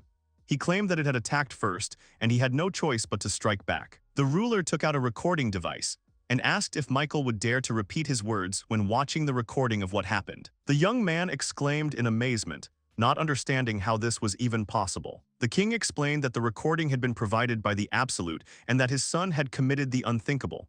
The heir didn't know what to say. He threw up his hands and shouted that it was because of the Absolute. He called him a coward, and all the blame, in his opinion, lay with him. It was he, according to Michael, who ruined his 10th anniversary reception. Michael shouted that this was precisely why he intended to teach him a lesson. The head of the kingdom bowed his head and said that he had previously told his son that what happened was due to the duke's intrigues, and not the fault of the Ark family. The Ark clan, it turned out, was the victim in this incident. The young man declared he didn't believe a word of what was said. The king firmly declared that his son had committed a crime, regardless. He turned to Michael and announced that he was being stripped of his status as crown prince. The boy shook with horror. The king noted that such offenses usually resulted in imprisonment, and he should be grateful for such leniency. Michael cried out, demanding an explanation as to why he should refuse the position of heir, because it seemed absurd to him. The king explained that if the young man showed this footage to all the nobles and apologized to the Absolute, he would consider the possibility of returning Michael to the status of heir to the throne. However, he added that such a step would spell the end of the royal family's future. The protagonist should reflect on his actions and apply the lesson learned in the future. With that, the conversation ended. The emperor ordered his son to leave. The boy, overcome with fear and terror, didn't know what to do. The king shouted at him not to dare ignore him. The young man stood up, begged for forgiveness, and clenched his fist tightly. The room emptied, and the monarch remained seated on the throne, lost in thought. He realized his son was still broken. He had hoped that Michael would mature with time, but he couldn't imagine it would reach such a pitch of madness. Now the main problem was the appointment of Haniel as crown princess. He didn't know what to do. The man began pacing the throne room, lost in thought. He saw no way out. His trusted advisor stood behind him. Suddenly an idea occurred to the monarch. The king asked what if he arranged Haniel's engagement to the Absolute.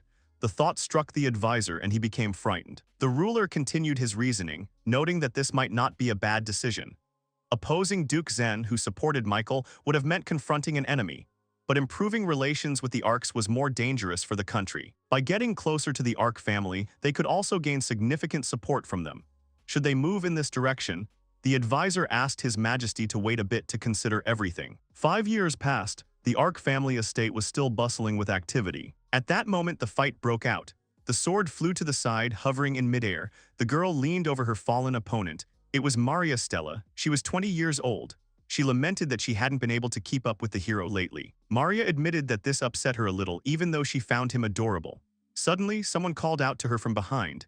It was Vul. She informed Maria that she was currently being trained to fight. Vul was already 13 years old. She approached the Lord and insistently asked for permission to fight her. She really wanted it. The girl looked ahead and saw the hero there. She turned to the Absolute, who was 15 years old at the time, with a plea. The youth, now fully grown, seemed a source of admiration to everyone around him. As a villain, this was vital. He found himself in a spacious, bright bathtub, completely enveloped in steam. It had been decided that bathing was the best time to ponder important matters. Absolute Ark had turned 15. Entry into the capital's academy was supposed to mark the beginning of the main plot of Linana's chronicle. At that moment, the door to the steam room opened slightly. It was Maria Stella. She turned to the gentleman, offering to help him and wipe his back. The young man politely declined, noting that it was not necessary. The girl asked in surprise why he hadn't taken care of this himself. The guy reminded that he had warned that from now on he would take baths alone. However, Maria declared that she had already decided to wipe his back. She also began to gradually enter the warm water. A moist steam enveloped everything around her. The girl explained that she had no objections whatsoever to sharing a bath with Mr. Absolute. The hero watched what was happening, finding the situation very strange. Maria Stella added that tomorrow was a very important day, for which the protagonist had been preparing so diligently. The guy assured her not to worry, everything would go smoothly. The girl hastened to assure him that he needn't worry about anything, as she would take proper care of him. He sharply demanded that she leave him alone. The crossed blades will inevitably determine the fate of the hero and his enemy. Absolute's father decided to explain to his son the unique magic of their family, the summoning of spirits. He asked the young man if he knew that the first head of the family had established a connection with the Spirit King. The boy confirmed that he had this information. As he looked up, to fully master magic, the man explained, he needed to destroy a powerful being. Furthermore, his son would have to accept a mark carved into his own skin. The father showed him his hand. The man added that, of course, he wouldn't allow himself to be killed without reason, and his son would have to make a difficult decision. The protagonist remained silent for a long time, unsure of what to say. Suddenly, he raised his head and informed his father that he had already decided everything for himself. In the original story, the father would have been dead by the time he inherited this power. The Ark family had already shed its blood. The father asked when the last time they fought was, mentioning that it was when his son was 10 years old. There was tension between father and son as they looked at each other in silence. Suddenly, splashes of dark liquid were heard behind the head of the family. A black hole formed behind him. A multitude of dark shadows enveloped the space and began to rush towards the man. With a deft flick of his wrist and the aid of his weapon, he unleashed a blast of black flame. The blade was thrown far and severed the dark energies flying toward him. Absolute was astonished as his level was already over 90. The average warrior in this world was 20. In the story, there were no characters above level 50 with the exception of Absolute, but his father's strength was astounding. Looking at him, the hero realized that his father's level was definitely higher than 50th. The man turned to the Absolute. Like his father, he decided to acknowledge that the young man was quite strong. He accepted this, but the difference in accumulated experience was too great, and although this might sound a little harsh, he himself prepared for battle and shouted that it was now his turn to attack. They took up fighting stances. The father raised his sword to his son's face. He skillfully dodged and parried the blow. A fierce sword fight began. The protagonist jumped back. The father also found himself behind and was thrown back. The man expressed surprise that his son was able to stop his blow. The boy in turn was surprised and looked ahead. A new attack was also rapidly approaching him. The man made a long swing with his sword. The young man managed to jump very high at the last second. He didn't immediately understand what was happening and lost some of his coordination. It stunned him. He remembered the screams he'd heard about how he was having to cope. His father had started using dark magic. The wall behind him began to crumble, unable to withstand the impact. The Absolute saw this and froze in surprise. After the attack ended, the protagonist sank to the ground. He realized that his father, the man who had dedicated decades to protecting this country, possessed incredible strength. He hadn't expected it to be so great, looking at the holes in the walls of their estate. The man shouted that everything was going according to plan, and this was just the beginning. The boy considered the need to apply a little more of his power. Suddenly, everything around him was illuminated by a blinding light and the young man froze. His father, unsure how to cope, found himself in a white void and cried out in horror. Then followed a flurry of sword strikes, culminating in a deafening explosion. Having completely exhausted his arsenal, the hero swung his sword at his opponent. The father's face expressed a mixture of defeat and surprise. They continued to fight, using magic even in flight. Suddenly, another explosion thundered. This explosion collapsed part of the building's floor. The father carefully and skillfully parried his son's blow with his blade. He trembled with exhaustion. The Absolute standing above him studied him carefully. The young man, too, trembled slightly. The head of the family shouted that his son had become incredibly strong. He addressed the Absolute. The young man looked down at him, unable to find the words to respond. He pulled away from his parent. The surroundings were in complete ruin. His father began to rise slowly, feeling the magic concentrating around him. The hero considered his next move as everything around them lay in ruins. The head of the Ark family held his hand. With a loud roar, he declared that this was their end, and that they must surpass him. He spoke this appeal to the Absolute. The man summoned the spirits, asking them to appear. He used the primordial spirit. The father raised his hand and activated magic, which enveloped the entire room. The legs of a slender girl materialized right in front of the protagonist. She appeared to be asleep, her eyes closed. A soft glow and energy emanated from her. The girl opened her eyes and stared at the boy. Absolute Ark cast black hole magic, and everything was swallowed by a thick fog. Sometime later, father and son were sitting in his office, discussing in detail what had happened. The man asked why he had spared him. He reminded him that without death, magic could not be fully transmitted. The Absolute didn't know what to say. Looking out the window, he realized how much his father had sacrificed for this country. If it was all for the sake of transmitting power, wasn't his own life too high a price? He added that if gaining this power required sacrificing one's parents, then it was a dubious victory. The father didn't know what to say. The Absolute reflected on how, in the original story, death had been a common occurrence for him. He would undoubtedly have done anything to inherit power. But the hero was different. The father asked what would be done now. After all, if he didn't die, the inheritance wouldn't pass on. The protagonist noted that he had already considered this matter. He approached his father, asking for permission to form a contract with a summoned spirit. Without unique magic, he would be unable to control spirits, except those with whom he already had a contract. He was prepared to accept this outcome. If they do this, the magic will pass to him when his father dies of old age. The man paused for thought. Forming a contract with a powerful spirit required a tremendous amount of magical energy. However, in his current state, it was already possible. The head of the Ark family reminded that the loser carries out the will of the winner. 3 of the 10 spirits summoned by magic were under the complete control of the Spirit King. The Absolute was about to make a pact with one of them. He asked his son if he was ready. He answered affirmatively. The young man extended his hand forward and concentrated. A powerful surge of energy erupted. A beautiful woman appeared right before him. The man recognized it as a spirit of devotion. This spirit was focused on supporting its master's strength, expanding the magical radius and strengthening their power. She was faithful. The protagonist asked the girl her name.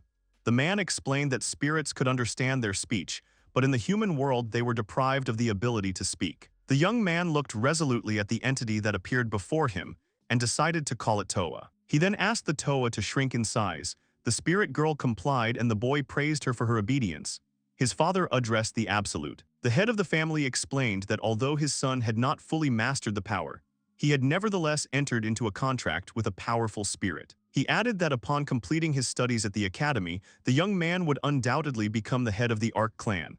Absolute placed his hand on his heart and accepted these words with dignity, declaring that he would accept the offered title with honor.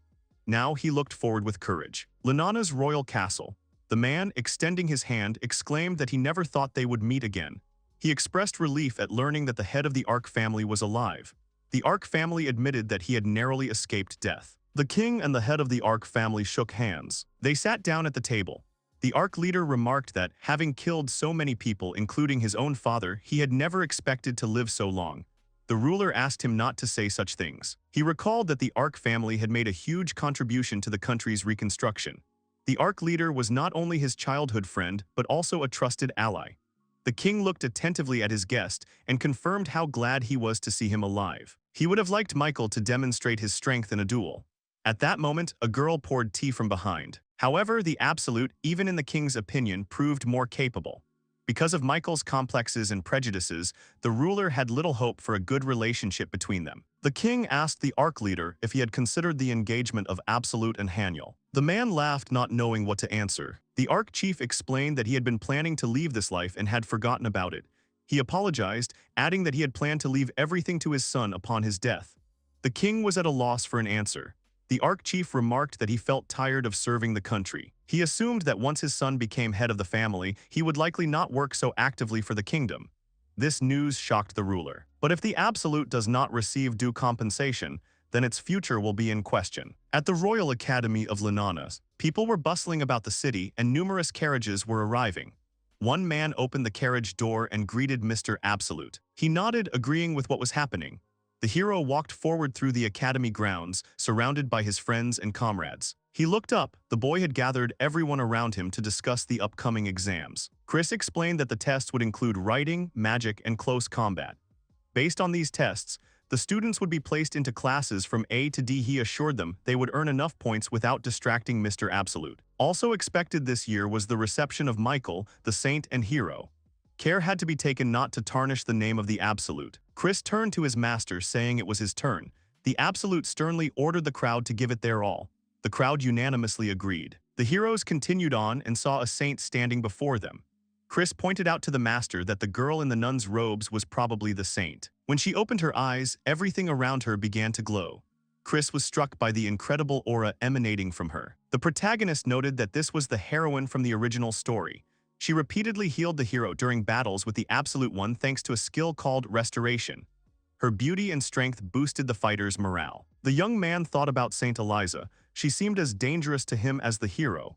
If she hadn't left the church yet, she must be quite naive. Something had to be done before she started thinking about the hero. Chris turned to the gentleman, asking if this was the girl. The girl replied that she had come alone without her fiancé. She looked worried. Absolute explained that the hero was taking the entrance exam to the academy, which is why he was not there right now. The hero received a letter of recommendation from the royal family as a gift. It was said that he was only half an aristocrat. The boy thought that the girl, with her naivety, would have a hard time at the academy. The male leader called all the applicants to assemble. They were about to fight a battle. Each would be assigned an opponent at random. This exam would test their mastery of swordsmanship and magic. The fight would continue until one of the participants left the ring or until the examiner terminated the bout. That was all that was announced. All that remained was to wait for everyone to be called. Cruel unleashed her magic, determined to fight her opponent. He noted this and cursed, realizing he couldn't get any closer. His friends watched in amazement. The boy couldn't do anything against the suddenly growing ice pillars. The girl stepped forward and summoned her magic again. The lady became much stronger after training with Mr. Absolute. Her opponent screamed loudly and rushed towards him. She looked intently at the Absolute, he only smiled at her. He noted that the outcome of this battle was a foregone conclusion. The girl emerged victorious, throwing her opponent several meters back. The observer declared the duel over. Lady Cruel was declared the victor. The girl ran up to Mr. Absolute with a joyful cry of her return. The young man noted that she had become much more capable. She took his praise as a great honor. The heroine fought so as not to be distracted by him, but his praise made her feel embarrassed. She admitted she blushed deeply with embarrassment. Then she wished the gentleman luck in his upcoming fight. He thanked her. Chris also added that the lady had worked hard. Cruel was surprised by Mr. Chris's presence. There was a certain animosity between them, which Absolute, standing in the middle, clearly sensed. Cruel inquired who would be Absolute's opponent. She asked if it would be Duke Kako, Marquis Murray, or Lady Alicia. Chris considered the possibility that the opponent might be a saint. However, since the participating aristocrats were mostly female, it would most likely be Duke Kako. Next, Absolute Ark was summoned to the arena. Friends wished him luck and promised to pray for him. The protagonist stepped into the ring and considered his potential opponents. Duke Kako, known as a bully among his subjects at Prince Michael's party, was a popular figure. Tristan Kako was rumored to be a talented individualist even within his own family. He barely appeared in the original, so little was known about him. When his opponent entered the ring, the protagonist's friends were surprised. The guy himself didn't understand what was happening. All four of them found themselves in the ring at the same time and looked at each other. Saint Lisa, Alicia Murray, and Duke Kako immediately became visible. The young man bowed and greeted Miss Alicia, the Lady Saint, and the Duke of Absolute. He introduced himself as Tristan Kako. The hero looked at him carefully, unsure of what to say. Tristan explained that the examiner had been unable to clarify why they had all left. The man began to explain that, according to the rules, fights are conducted one-on-one. However, Lady Saint specializes in support, and her abilities can only be fully appreciated when paired with someone. Therefore, as an exception, a 2-on-2 duel will be held. The man focused on announcing the lineup. The guy and Alicia had to fight against Tristan Kako and Saint Eliza. Absolute was delighted to be paired with Alicia, considering it a stroke of luck. He noted that if he had been partnered with the Saint, he wouldn't have been able to appreciate his strength. The girl shuddered in fear as she looked at the hero, but then slapped her cheeks and pulled herself together. She introduced herself. Her name was Alicia Murray, and this was their first meeting. The protagonist introduced himself in response. The girl asked how they would proceed. She could only use magic and attack from a distance. Everything became clear to the boy. He ordered her to attack Tristan until he got to her, and in the meantime not to attack him. The girl asked if he was sure since the Saint couldn't fight. She could have helped him during the fight with Tristan. The hero added that even with the Saint's help, he would have to fight alone. It would be unfair to beat him with 4 hands. Absolute Ark emphasized that he didn't like to overwhelm enemies with numbers. It was better to divide the roles and fight one-on-one. Alicia's eyes lit up. She apologized to the hero, admitting she had misunderstood him. An aristocrat like her shouldn't have acted like that. She decided to follow his plan and fight with honor. The hero asked if the girl understood that she was responsible for the Saint. She laughed and confirmed that of course she did. They stood facing each other and the battle began. The battle was declared to begin.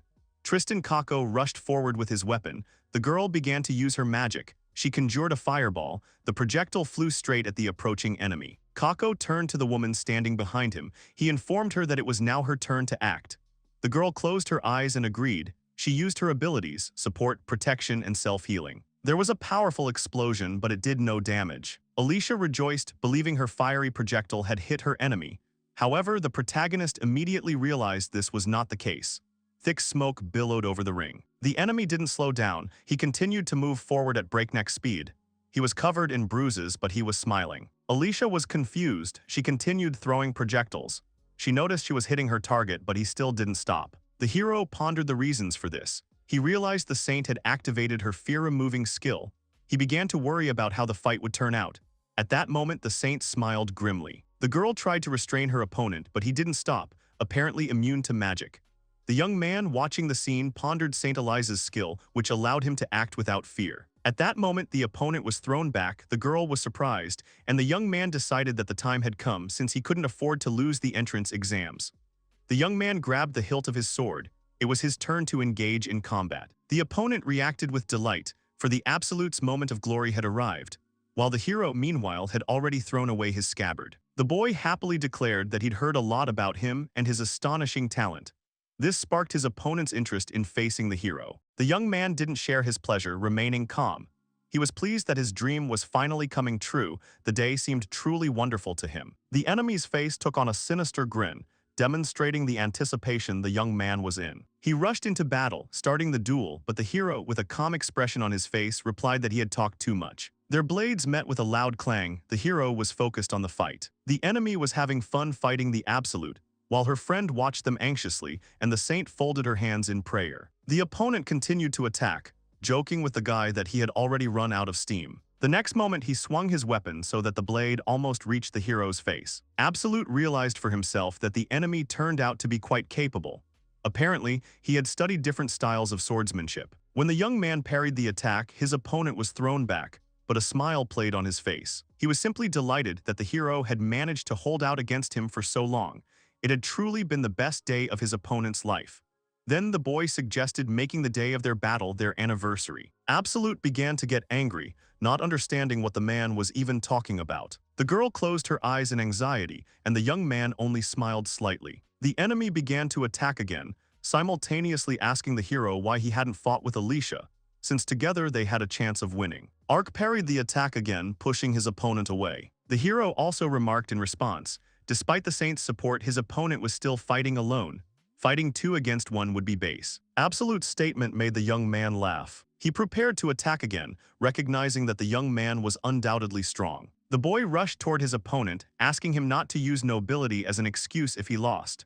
The hero took the blow with his sword. Alicia watched the fight with delight. She noticed that Tristan, from a family renowned for martial arts, was strong. The girl decided it might be due to the saint's support. In any case, Kako had successfully confronted the hero. She was worried about whether Ark would even be able to win. The guy confidently pressed his opponent, causing the smile to disappear from Tristan's face. The girl was amazed by his good swordsmanship. Kako was thrown back, and he had to stop himself with the help of his sword, plunging it into the floor. A look of confusion crossed his face, as if he couldn't understand how this could have happened. He remembered Saint Eliza. Understanding his plight, she offered to help. She bestowed a saint's blessing upon the young man, and at that moment his strength increased. The young man thanked his companion. The opponent, feeling the power overflowing him, began to attack again. He rained blows upon Ark, but the hero himself didn't seem nervous. The boy noticed that despite his increased strength and speed, everything else remained the same. Tristan couldn't adapt to his new abilities. All this left the hero no other choice. The young man was curious to discover the full extent of the opposing team's abilities. Body enhancement magic itself isn't dangerous, but in large quantities it could become problematic. Eliza's skill also got rid of fear, which was reflected on the guy's face. Ark suddenly noticed that his opponent had become suspiciously quiet. The hero realized that he had seen enough, so it was time to end it all. He swung the blade again and sent Tristan flying straight into the wall. Blood gushed from Kako's mouth from the blow, and everyone looked in surprise at the aftermath of the Absolute's attack. The hero clarified that his opponent was a good swordsman, but lacked precision. He made a promise that next time they would fight for real, one-on-one at the academy. Kako decided that the hero simply felt sorry for him, since he still had something to strive for. Suddenly a voice was heard. The hero turned around and looked at the saint, but she only raised her hands. Then victory was declared for Ark and Murai. The girl looked at the young man leaving. She wanted to talk to him, but she didn't dare. She was tormented by doubts about what she should do. Remembering the past competition, she could not have imagined that the young man would turn out to be so strong. Alicia worried about what would happen if the Absolute fought Art, who had hatredly threatened to exterminate his entire family. Tears welled up in her eyes. This was exactly what she didn't want, a real nightmare. Upon returning home, she hoped to talk to her fiancé. At the Archive estate, the guests were chatting among themselves, and the hero stood on the balcony, glass in hand.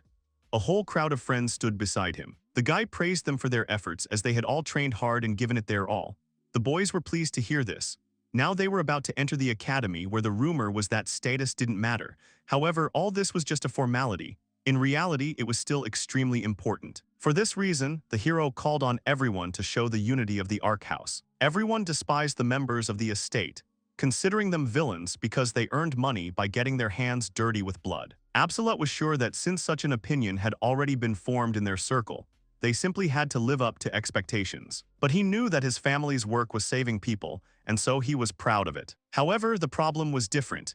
He was worried and angered by the fact that there were those who openly mocked them. Everyone present frowned at the hero's words, but he continued to speak out, considering those people arrogant. The boy repeated his request to show the unity of his home, and this impressed the boys. They were filled with determination. The young man reminded his friends that they were no longer weaklings to be mocked. Now they had to demonstrate their strength. The hero sincerely believed that the powerless evil would be trampled by the strong who considered themselves right, so they should fight it together. Absolute supported the boys, promising to always be by their side.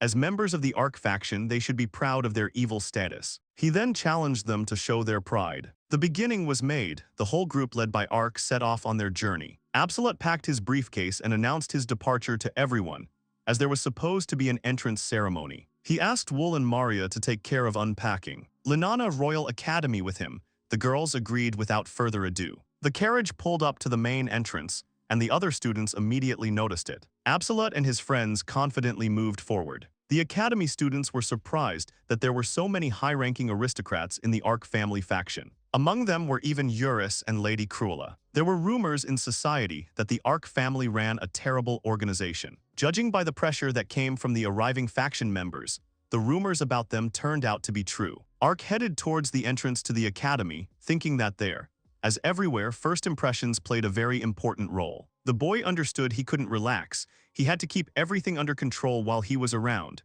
But there was no other way he could help his subordinates. As the possessor of undeniable power, Absolute and his subordinates had to demonstrate the unity of the Ark family. The outgoing pressure made Ark and his friends and students shudder. The kids knew it was best not to approach them. Some even didn't want to be in the same class with them. However, there were those who considered Lady Cruella a beauty. There was a story going around earlier that someone had already tried to get close to the girl, but Ark almost killed him. The young man carried with him the thought for everyone to remember the Ark family and the Absolute who leads it. The young man, trembling with fear, approached Absolute and his friends, who were sitting on chairs, and apologized, saying he was supposed to be helping them but had ended up in Class B suddenly. A hand fell on his shoulder, and Chris was told not to worry. The girl asked with a smile to trust the hero's help to her, because she would take care of everything. The young man asked about Orion and Mistu, who were placed in Class A, and praised all the boys for doing well. Browse believed that all this was thanks to the hero's training. On his own, he could only get into C. Arka was starting to get annoyed by Mista's flattery and asked him to stop. The students began to applaud the professor as he entered the classroom. The man greeted the students and congratulated them on their admission. In Linen, aristocrats had to enter the academy at the age of 15, where they underwent training for 3 years. Besides aristocrats, the children of prominent merchants and those recommended by the church were also admitted. Even commoners, with the support of aristocrats, could gain admission to the academy. The most important factors there were status and academic achievement. Meanwhile, the professor gave the floor to the first-year student representative, Michael Linning. The young man expressed his gratitude to the director and the entire faculty for their warm words of welcome. He promised that they, as the people of Linana, would become people that the teachers could be proud of, and that they would grow and learn. The boy had hoped to become close comrades so they could defend the country in the future and become stronger, lest they lose to evil. At his last words, Ark's gaze hardened. Michael encouraged his fellow students to work together and study for the next 3 years. However, the hero heard a different meaning in the students' words. It seemed to him that he only wanted to gather his comrades at the academy, defeat the Absolute, and regain his position as crown prince. Although the young man was stripped of his title, it seems that this was still not enough for him. The prince still had events that existed in the plot to come, and Ark, of course, was about to meet his best version. But the young man remained confident that in the end, only Absolute Ark would remain. After some time, Ark set off on the road, although he had said earlier.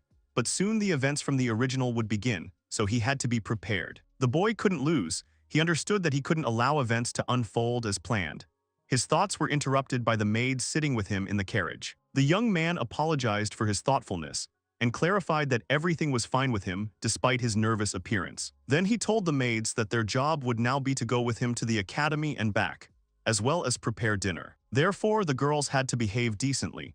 The young man asked them if everything was clear, and they answered in the affirmative. Ark relied entirely on the maids. The hero arrived at the academy with an escort, where his friends were already meeting him, and Cruella wished him good morning. The guy decided to leave the maids at the entrance and asked them to be in the waiting room until lunch. Wool was amazed at how huge the academy building was and how crowded it was. Her friend was delighted by her reaction, as she seemed to be her old self again. The woman was bothered by her colleague's dejected expression, so she decided to clarify the problem. Wool believed that as her master's maid, she had to be perfect. She also wanted to be as mature as her companion, but not quite. The maid covered her mouth with her hands in emotion. She believed that Mr. Absolute was already pleased with the girl. She reassured Wool by pointing out that she was already doing a wonderful job. Suddenly, the young man called out to the girl. He recognized the maid as the very same participant in the tournament. She turned around and looked at the young man, and at that moment their eyes met. The girl frowned and stepped aside, asking who the guy was. Without waiting for an answer, Wool turned away and walked away, apologizing as she went, as she was at work. The young man froze in bewilderment. He tried to stop her again and wanted to touch her, but he couldn't. Maria intercepted his hand. She was outraged by his desire to touch a servant of another house, as it was against the rules of decency. The maid then asked the young man if he knew they were from the Ark family. The guy was surprised by the strength of her grip. The woman was squeezing his hand quite tightly. He tried to justify himself by saying that he simply wanted to talk to the girl, but Wool herself decided that they wanted to blame her for this. A girl emerged from the crowd of gathered observers, asking them to stop. Alicia clarified that the guy was from her group, and then she became interested in learning about what happened. Maria felt annoyed when that girl approached them, because she literally couldn't stand such people. Meanwhile, Alicia sat the young man on her lap and promised to have a conversation with him. Then the girl asked which house the servants were from. She wanted to apologize to their master. She introduced herself and Art, and the maids introduced themselves in return and said that they served the Ark house. Maria and Vul bowed slightly and promised to report what had happened to their master. Alicia was horrified to learn the origins of their new acquaintances. Art was also shocked to hear about the Absolute family. He lamented why all this was happening to him. The students gathered in a large room known as the Academy's training field. Alicia noted that it was quite spacious, but the Absolute had still not appeared. All students were asked to gather in the hall. Art was being held by two girls, and his friend was asking him to calm down. She'd heard about this young man's behavior, but she didn't understand why she had to go through it. Her father would probably scold her again. The guy called Alicia to pay attention, because the Ark family faction entered the room. The guys didn't greet them very joyfully. Many hesitated at the sight of the hero, while others were simply afraid. Cruella began to complain to Ark pointedly about how tiring it was to be popular. However, he didn't have to worry because they were all with him. Mistu forgave them for not taking things too seriously, while the other was outraged that they'd been treated poorly from the start and suggested they leave. Absolute, however, simply considered it because of the rude people. The students silently looked towards the hero, but he only sullenly asked what they were staring at, whether they were really looking for death. His words sent a wave of fear through the students. Alicia noticed that the atmosphere changed dramatically after the hero's appearance. Suddenly, she noticed Art running alongside her, and she managed to grab him by the arms and stop him. The young man looked as if he were about to jump into fire. Absolute was curious to see how many blows the former prince could withstand, but his friend suggested he avoid starting a fight at the very beginning. The professor caught the attention of the students, all of whom had recently enrolled but were already starting to get rowdy.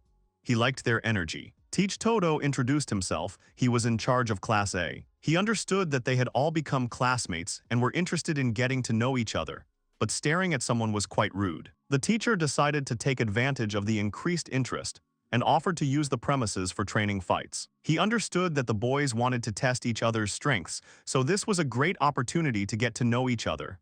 First, they needed to split up. The man put his finger to his chin and thought for a moment, then assigned Art and Absolute as opponents. Alicia couldn't believe the reality of the professor's words, and the teacher decided to start with just the two of them. The girl urged the young man to act without foolishness since his opponent was Ark himself.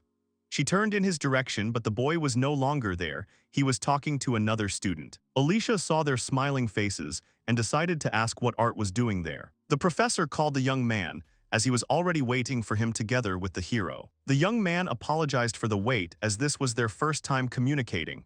He introduced himself, but the Absolute already knew him. Ark noticed that his opponent seemed to be ignoring him. Something was clearly wrong with that situation. He explained to the hero that he knew little about him, but that he'd been lucky enough to fight him so soon. Then the young man suggested getting straight to the point. The Baron set conditions. If he could win the duel, would Ark be able to stop committing evil deeds? He knew about his family's connection with the Dark Organization. And also, in his opinion, the young aristocrat treated the Beastman girl badly. Alicia was horrified by what her fiancé was saying. But the guy continued to insist. If he himself lost, he was ready to honestly admit he was wrong. Absolute had no idea what his opponent was talking about. However, Art continued to insist on his own way, trying to force the hero not to look down on others. He swung and rushed straight at his opponent. Toto was outraged because he hadn't given permission to start. The man blocked Art's path. It was unforgivable to call a classmate a criminal, so he should stop. The young man did not listen to the professor and knocked him out of the way. He then directed the hero's true evil-destroying Holy Surge attack at Ark. After he hit the enemy, the guy announced to everyone that it was a holy magic technique that hit villains, which meant it worked on the hero too. Suddenly a voice was heard. Absolute shook himself off after falling and parried Art's own words. Alicia was amazed that the young man had been able to withstand the holy attack. The friends were seriously afraid for their master. The members of the Ark faction were angry that Absolute had been hit, and even from behind, Art had to be stopped. They had already surrounded the boy, but the hero stopped them as it was his fault. It was strange that the entire group wanted to fight one enemy at once. The guy was angry because he thought everyone thought he was so pathetic that they would attack him in a crowd. Art let out a sound of displeasure but acknowledged his opponent's superior abilities. He thought the holy attack would work. The young man began to attack again, this time using the holy sword. However, the young man didn't have time to bring the weapon to action, as Ark struck faster, hitting him in the stomach with his fist. The hero was too slow for him. The blow sent the young man flying into the wall, and Absolute turned away. He decided his opponent lacked talent and should have trained more with a sword. Art's voice was heard from behind. The guy was covered in blood, but with a smile he assured that there was none at all. The young man had no intention of losing, because there were so many suffering people in the country because of the Ark family. He considered it his duty to help them all. Therefore, the guy was able to get to his feet and rush at the enemy again. But this time too, the Absolute surpassed him in speed. The hero grabbed him from behind and broke his bones. Seeing Ardu getting worse, Alicia covered her mouth with her hands in horror. The young man fell, but looked up at the hero with angry eyes when he called him a weakling. The aristocrat casually explained that his opponent was too talkative and lacked the strength to back it up. Despite possessing the skills of a hero, Art was, in reality, a weakling who could only assert his rights. But the young man himself did not agree with this opinion. He wanted to crush the evil in the person of Ark and save her. The Absolute confirmed his words. He is evil, the worst in the country. He promised to meet with this ally of justice. Alicia lost consciousness and the professor also didn't recover from Art's blow. The young man himself was wounded. Saint Eliza, however, remained silent. The hero stood over his defeated rival, thinking that by killing him he could save everyone. However, Ark himself believed that his death would not change anything. Another evil would come in his place. The boy turned to the nobles of his faction, asking the lady to bring the other teachers and explain everything to them, while Mistu was to tie the hero to a pole. Oriana was to keep an eye on him to ensure he couldn't escape. If they noticed any strange movements, they were to attack immediately. Everyone immediately set to work. Eliza hurried to the wounded man and immediately began to heal him. After some time, the young man talked to Eliza, suspecting that it was she who had pushed the young man to such behavior. However, the saint remained calm, surprised by his words. She insisted that she had done nothing of the sort. Alicia sighed heavily when she came to her senses. To her regret, what had happened was not a dream. The student anxiously asked if everything was okay. The girl thanked her for her concern and reassured her that everything was fine. However, secretly, she hoped it had all been a nightmare. Art publicly insulted a member of the Ark family. And besides, it all happened before the battle, which will become a problem for the young man. Alice still had to apologize for the incident with the maid, so it was necessary to be sincere. She looked around the corner and found Absolute. But then she noticed Saint Elsa next to him. The girl tried to listen to their conversation, but it was all in vain. But then she managed to hear Ark trying to pry information out of the saint, asking if she had used her skill to make the young man aggressive. But she pretended not to understand. Alicia was frightened to hear that they were talking about her friend. She concluded that the Absolute was planning to unite with the church and wipe out her family and Art from the face of the earth. Suddenly, the hero and his companion noticed her sitting behind the wall and eavesdropping. The young man looked at her with displeasure and then turned away. The girl literally felt the chill on her skin from his icy gaze. However, the young man left with her escort, without even leaving her a chance to apologize. Ark and his friends were sitting at the dinner table. The boy was shocked that the gentleman had managed to beat up the hero. Cruella added enthusiastically that he did it without a sword or magic, but with his bare hands. She couldn't believe her eyes. Oriana agreed with her. The girl was also amazed. The young man was dejected, envious, and eager to see the fight himself. Mistu supported his friend, advising him to try harder and be in the same class with his master next year. Maria approached the hero with a report that Alicia from the Murai family wanted to meet him. The maid wanted to know if the gentleman had any objections. However, the gentleman refused, asking her to tell the girl that he had no intention of communicating with her family and would hear from her later. The maid shared more news. Art had recently disturbed Vul's peace. Absolute's gaze grew cold. He still couldn't figure out what was wrong with that guy. Maria suggested taking the girl to a nice cafe when they left the academy. The young man thought the idea was a good one. The maid promised to pass on his words to Alicia. Wool was delighted with the cake and expressed her gratitude to the hero, beaming with joy. In response, he simply asked her to help herself. But when he tried a piece himself, he was delighted with the amazing taste of Mont Blanc. The hero had previously disliked this treat, probably because the Absolute itself had such an influence on him. The guy noticed Maria's gaze and asked why she was looking at him like that, deciding to threaten to take her eyes off her. The woman merely apologized. It was the first time she had seen the gentleman eat with such pleasure that the maid suggested starting to serve dessert in the mansion. The guy refused. He only wanted to eat it occasionally. The cake was really tasty. However, it was best to eat it before death. Ark asked Wool about the recent encounter with the hero to see if there had been any other problems. The girl remembered and began to get angry. The guy started being so familiar with her that it made her feel hostile. Then she told him that Maria had protected her. Ark was surprised that the girl was upset by the meeting with the young man, but then he remembered that main characters had this tendency to be oblivious to others' personal space. It was quite pathetic. The Absolute reminded the maids of what he had already said. If he wasn't around, they had to defend themselves, as that was why he had given them power. The maids confidently agreed. Father wasn't opposed to Ark negotiating with the Murai family, but he was concerned that everything was moving toward a compromise. This would likely harm the family, and the outer walls of the Ark lands would become stronger. But this would also mean interference from the aristocrats living nearby. Absolute explained that he had already received permission from the royal family, so everything would be fine. He considered an apology important and inevitable, so he wanted Alicia's family to be sincere. When the hero's execution was prevented at the request of the royal family, it became a huge problem for him. The young man intended to move in that direction. The man agreed that the boy would take the initiative and do as he saw fit. But he asked his son not to show sympathy towards them. If the Murai family had initially shown due priority in raising the hero, nothing would have happened. The young man was confident of success because true evil was merciless. The maid entered the room and announced the arrival of the Murai family members. In linen, the royalist faction, which supported the king, feared that too much power would be concentrated in the hands of the royal family and sought to consolidate it in the hands of the nobility. The neutral faction stood between the other two, providing balance. Members of the Murai family were in the guest hall. The family's marquis was a royalist. Ark understood that the marriage between the hero and Alicia was a foregone conclusion, and his influence and power within the faction had grown. This was the young man's chance to cut Art off from his family. The guy entered the hall and saw two Murai representatives there. The guests bowed to their hosts, and the young man measured them with his gaze. He quickly assessed the Marquis of Murai. Even without the saint, his lack of education was a huge disadvantage. The hero sat down and invited the visitors to follow his example, but the girl looked dejected. The boy even thought the man was trying to shift all the blame onto her. The Marquis began by apologizing to the Absolute for the stupidity that the hero had committed. He considered this act unforgivable. But Art himself did not want to repent. It could bring even more problems, so he placed him under house arrest. The boy believed that despite the young man being a hero, he had committed a crime, and Ark wasn't about to let it go. He then asked the Marquis what he'd been teaching his protege all this time. The young man explained that the hero had called him a criminal without any evidence, and therefore suspected such rumors had originated in the Murai family. The man, frightened, began to deny everything. He tried to prove that he himself hadn't taught the boy anything like that. However, in their family, his upbringing was entrusted to Art's peer, the Marquis's own daughter, Alicia. Absolute's suspicions were confirmed, and he became completely disillusioned with this man.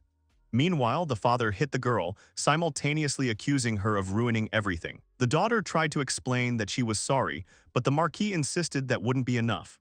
he was interrupted by the hero's icy tone as he ordered him to be silent. The boy asked Marquis Murray if he remembered where he was. After all, if he continued his public charade, Ark would kill him. The man instantly calmed down and apologized for his behavior. The young man told him that the Ark family had 3 demands. A magic stone was needed to restore the territory's outer wall. The Murray family, along with the hero, would also have to pay 2 billion in compensation. Art would have to pay half the cost himself and would be suspended from his studies, and they would also have to break off their engagement with Alicia. The Marquis was taken aback by the conditions put forward. The sum was impressive, and his daughter's marriage to the hero was approved by the king himself. Ark reminded that Art could have been executed too, but it was only thanks to the intervention of the royal family that things went this far. Moreover, if the full compensation was paid, the engagement could be broken off. The young man considered these terms quite lenient. He then added that Marquis Murray would be taken to the king. The man's mind was frozen in a silent question, but the young man explained that it was a royal order. The father jumped up from his seat, not understanding why the king had called him, since it was all Alicia's fault. Ark asked him why he thought so, since he himself was a marquis. The young man spoke frankly of the man's intentions, how he had decided to shift all responsibility to his daughter. But initially, raising a hero had been the Marquis's responsibility. This meant that all responsibility lay with the Marquis of the Murray family, and the king was ready to listen to his justification. Hearing the Absolute's opinion, the man began to tremble. The young man asked his father to take the guest away. The girl remained seated, but her hands trembled, betraying all her inner turmoil. At this point, their conversation ended. Ark understood that he had unilaterally imposed his demands on Murray. Ark explained that the letter and notarized document would arrive from the royal family a little later. Alicia's father will be removed from his position as head of the family. She apologized for not trying hard enough and causing trouble for everyone, confidently believing that everything that happened was her fault. Art had an inexplicable hostility. He frightened the peace of the Ark family's maid, called Absolute a criminal, and attacked the teacher. The girl stood up from her seat, again admitting her guilt, but she was tormented by the fact that this was causing only her suffering. Tears welled up in the girl's eyes. She knew she'd done nothing wrong. But every time her charge acted strangely, they became angry with her. Alicia wasn't sure if it was her fault that everything had escalated into a conflict between the families. She herself understood how stupid it was, because such an arrogant person with such strength would not obey her. Alicia burst into tears of regret, because she could never have done such a thing. The girl tried to apologize to Ark. After all, he was the one who suffered, and she shouldn't have thrown a fit in his house.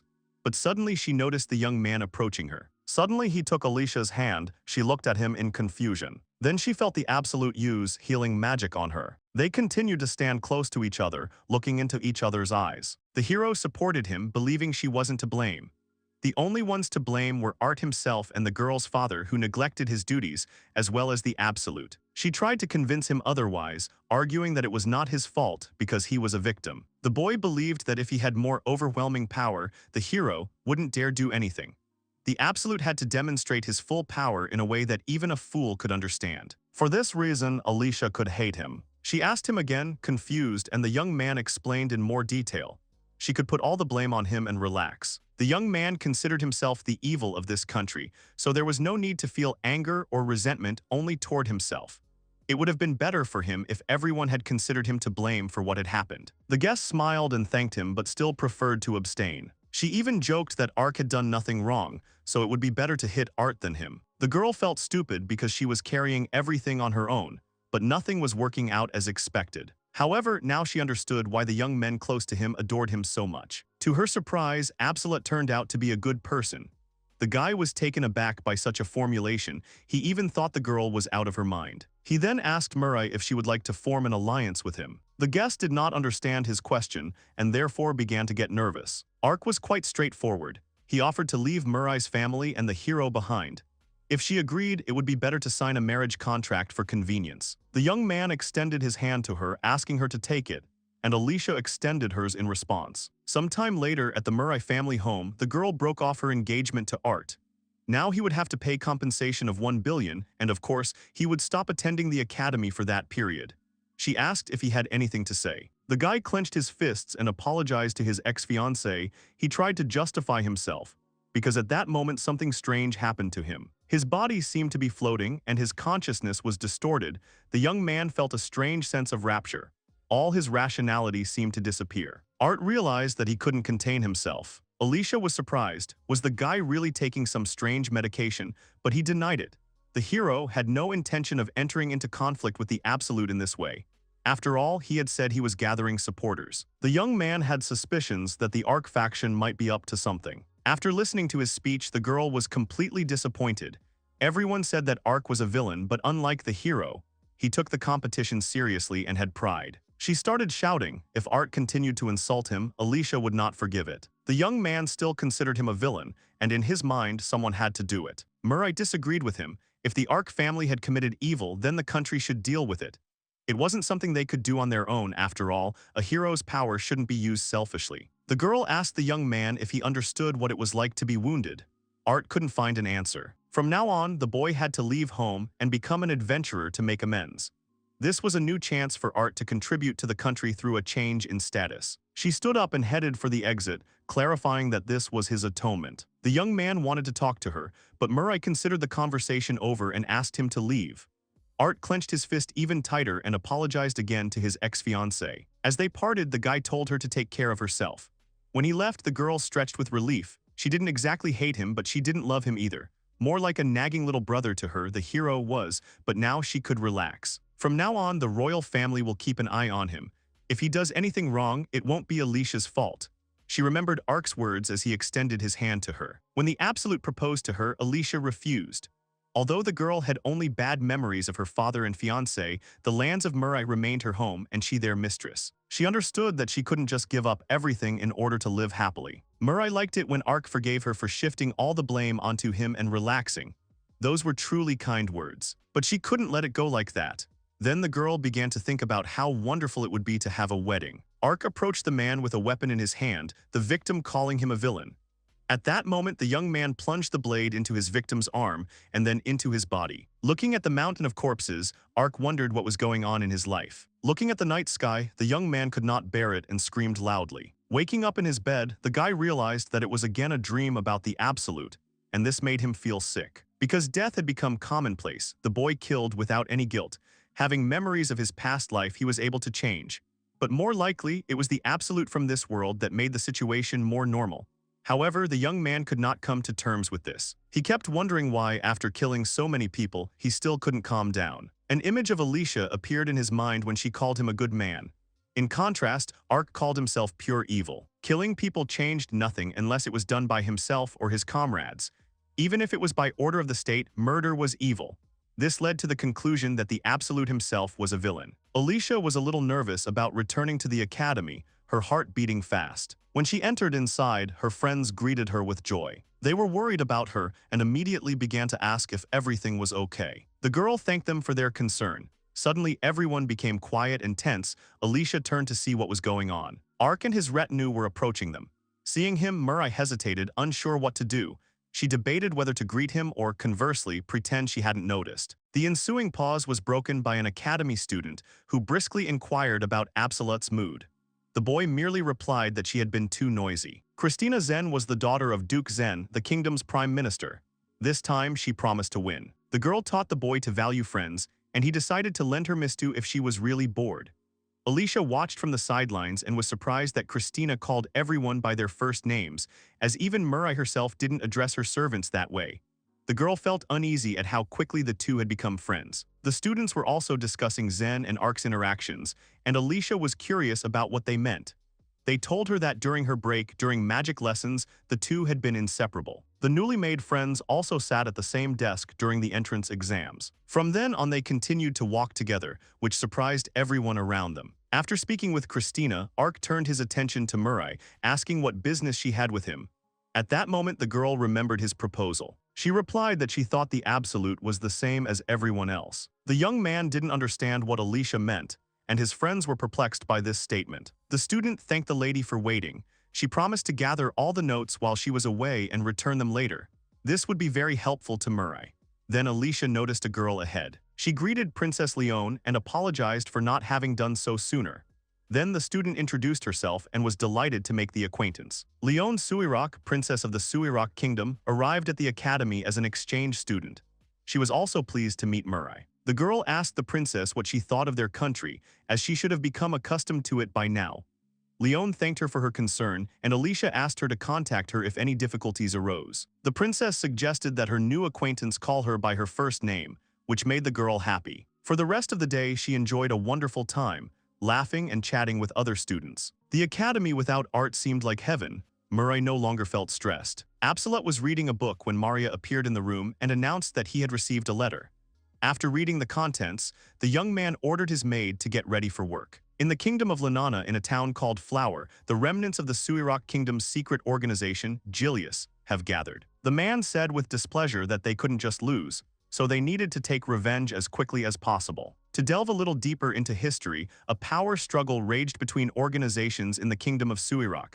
Having quickly won the battle, Julius was forced to flee to other countries. The subordinate agreed with the boss, but did not understand what exactly needed to be done. Linana, which was a good outcome.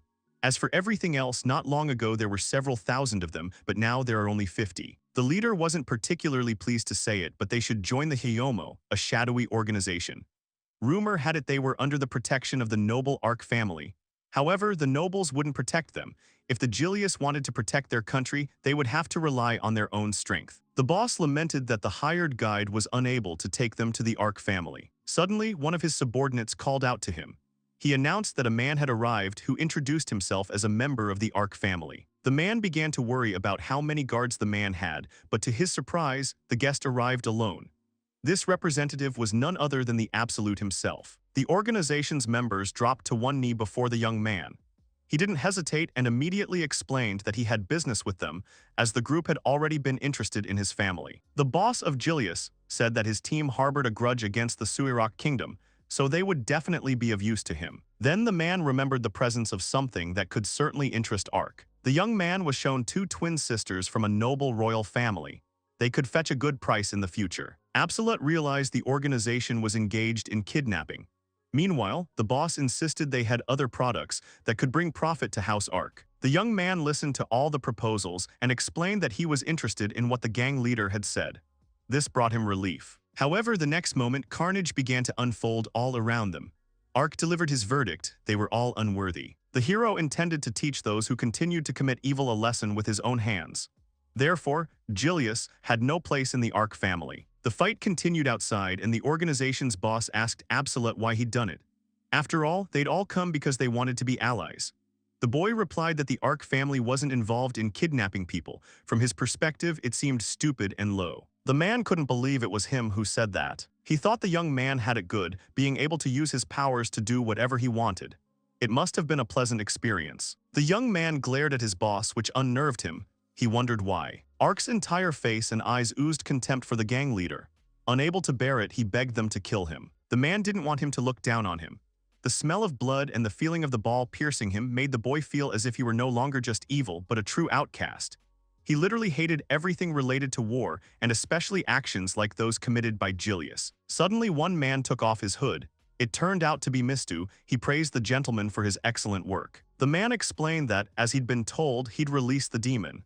Mistu didn't understand who they were talking about. Ark explained that it was an entity that had penetrated past the Ark family's defenses and brought Julius into the country. The hero saw a negotiator appearing to the side, and Mistu himself must have heard about him too. A negotiator is a person who specializes in trade deals and shadow organizations, and chooses missions based on profit. He had a skill that activated after combat, making him difficult to track. The field training event, where a huge number of monsters were released, resulted in the deaths of many people, including members of the Ark family. The hero asked Mistu to take the girls with him. He planned to hand them over to the king later.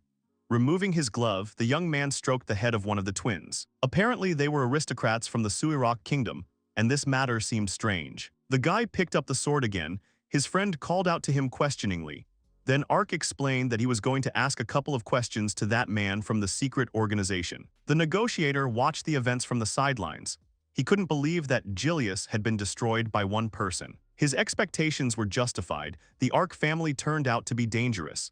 He began studying the paper, lamenting that no matter how much such a matter cost, it was better to refuse. The man was angry because his job was only about negotiations, but he was forced to move everyone to another country. The negotiator had a famous alias in the criminal underworld, willing to take any job for money. He was delighted to have witnessed Ark's abilities. This information could be worth a lot. The man put his mask back on and decided to leave quickly, but his way was blocked by a girl who appeared out of nowhere. It was a spirit, and a very strong one at that. The boy asked the reason for her appearance. Ark approached them, surprised that the negotiator knew about spirits. He said that the leader of one of the gangs was also a spirit summoner. The hero even speculated that they knew each other. The masked man became alarmed and took a step back from the newcomer. Ark introduced himself, as this was their first meeting. He pointed a finger at the negotiator. It was he, after all, who had brought the members of the Julius organization to that place. The young man was irritated that the masked man had dared to harass him. The masked man felt ill, his chest squeezed by an invisible force. He couldn't utter a word, and the Absolute was indignant at being ignored. The young man wanted to intimidate the stranger, intending to kill him. The negotiator understood that things were bad for him. If things continued like this, he could indeed be destroyed. He tried to calm himself down enough to try to escape. The next moment, the man called for teleport. But nothing happened. The guy thought that his skill did not activate. He continued to make the call, but soon Ark's patience ran out. He cursed at the man, and at that moment the mask cracked. The Absolute was oozing with successful rage. The negotiator had crossed the line by continuing to ignore him. Half the mask finally fell off, revealing the boy's terrified face. He wondered how the hero had managed to do it. Ark explained that he had an item capable of suppressing skills. It was a special item, created by Lanana at the height of her technology. The assassination attempt on a famous hero of the past prompted the country to create it. The Absolute obtained it through negotiations with the king. For him, efficiency was the main thing. He had no intention of calmly allowing everyone to watch everything from the sidelines, and he had no intention of letting the negotiator go. There were many things that Ark wanted to ask the boy about. One such question was the masked man's intention to unleash a large number of demons during the Lanana Academy field training. The hero placed his hand on his shoulder, and the negotiator felt as if he were struck by electricity. The boy was starting to panic. Only those involved should have known. Ark was indeed well informed, and all those mentioned were also kept secret. To discover this intention, a multitude of information resources were required. The young man realized he had misjudged his enemy's strength, which could only spell his end. Having tried his last chance, he began to flee. The only thing that kept swirling around in his head was that he didn't want to die. Turning around, the boy saw the Absolute rapidly approaching. He felt as if his pursuer was toying with him. Soon, his escape was interrupted by a cliff. The hero's ominous voice could be heard behind him, intent on ending everything. The negotiator knew the stakes were too high. The next moment he was kicked in the stomach. It literally knocked the soul out of him. The young man looked at his defeated enemy with displeasure. He read that it was impossible to buy life with money. In the basement of Ark's house, the former negotiator sat tied to a chair with a bag over his head. Ark tried to wake him, but he was surprisingly stubborn. The hero didn't expect his guest to have such a high level of endurance. However, everything had its limits. Absolute was trying to achieve just that. He jabbed the negotiator and asked who the client was. The guy cracked pretty quickly, revealing Saint Eliza, but the hero had a hard time believing it. He understood that the girl couldn't have carried out such a plan alone. After all, she was only 15 years old. There were likely others involved, those who planned it and those who carried it out. In the church, Saint Eliza reported that everything was going well. The brainwashing of the monsters received from the negotiator was complete. All events went strictly according to plan. The cardinal agreed with her. Nimuria greatly valued the cooperation in the operation to defeat the Ark family. Michael Lanana, however, believed there was no need for gratitude since they were friends. He was already pleased that they could count on him. Then he asked the saint about the matter with the contract, whether everything was all right with it. The girl responded positively. As soon as the operation was completed, she promised the former prince her support in returning to the throne. The group wanted to enjoy Ark while they could. Meanwhile, the hero was actively pondering who could be behind all this. There was talk in Class A after Hero got out of control. The saint insisted she had nothing to reproach herself for. However, Ark insisted that she had used the instigation skill on the Baron to deliberately provoke him into a rage. Eliza continued to dismiss it, calling it a terrible accusation. She insisted that even if it had been her doing, the young man still had no evidence. It would have been possible to find evidence using magic, but the hero knew that her skill was special, so nothing could be done with it. The saint's skill of incitement affected the human brain, provoking action. What was unseen could not be proven. She was flattered by Ark's confidence, as if he knew of her abilities. She wondered what he would do if there was no proof. The Absolute had no choice but to give in to her and retreat. but she had made an enemy of him, so sooner or later she would pay for it. The boy pondered the murder of the hero he had witnessed with his own eyes. At that moment, he sensed clear malice on the part of the saint. Apparently, the church was behind everything. In the original, the saint was a naive church girl, ignorant of the world. However, it's possible she was hiding her true nature. She made a good actress. The professor allowed the students to take their seats. Ark heard about the field exercise and perked up his ears. The next week, all first-year students would be split into groups and sent into the forest in the southern part of the kingdom to hunt monsters. The deadline was 3 days. Progress will be determined by rank and the number of trophies obtained from monsters. This was essentially a practical exam, meaning the group needed someone who could handle the obstacles. The hero was surprised that hunting dangerous monsters was allowed. Todo explained that even the weakest monsters could pose a serious threat if there were many of them, so the man wished all the students well. The hero frowned. Time was running out and he needed to hurry. Walking down the hallway, Absolute thought hard that perhaps the church's target wasn't Art but himself or even the entire Ark building. But then he dismissed the thought. After all, in the original, Christina had died, so everything was vague. Vol was furious with the newcomer, who could even allow him to clean. She'd instructed him to work hard and then he'd be sure to achieve results. The coordinator understood everything, but asked the maid not to say anything bad anymore since he was still young. The maid noticed the gentleman and greeted him joyfully. She also explained that the new guy turned out to be quite convenient. She was able to move between the mansion and the academy, so she was able to cope with her work. The hero stroked her head, then placed his hand on the young man's back and called him to prepare for the upcoming exam. The students arrived at the appointed place. Ark frowned again. Maria noticed that the gentleman had a gloomy face, but he asked her not to pay attention. Next, everyone was told to form groups. Routes through the forest had been predetermined by the instructors to avoid problems. Each group was to follow the designated path. The royal faction group led by Michael, the church faction group led by Eliza, the girls faction group led by Alicia, the aristocratic faction group along with Christina, and the House of Ark faction group in Lady Leon's. The girl asked the teacher to explain to her why she was put in a group with the Absolute. Teach explained that if something happened to the Duke's daughter, it would be a problem for the entire kingdom. So it was decided to take the test under the protection of the Ark House. They asked the 2 strongest disciples, members of the royal faction, to form this group. All this was done to protect Lady Leon's. The girl understood everything and decided not to challenge this decision. The showdown with the monsters and the conversation with the saint promised to be interesting. In the original, Lady Leon's was supposed to be part of the hero's party, but she ended up in reliable company. Absolute approached her to introduce himself. Along with Lady Cruella, she was glad to be in the same group with the Duke's daughter. The others followed their example. Mistu supported Cruella's inspiration to help her in every possible way. The girl sent her friends off to do something, not just chat. This made Leon's laugh. She found the new group very charming. Leon Rog reciprocated their feelings.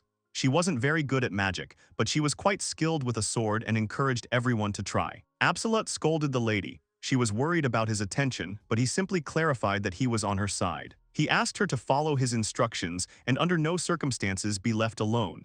The young man wanted to assign her guards so that if anything happened, they would protect her. Leon had one comment.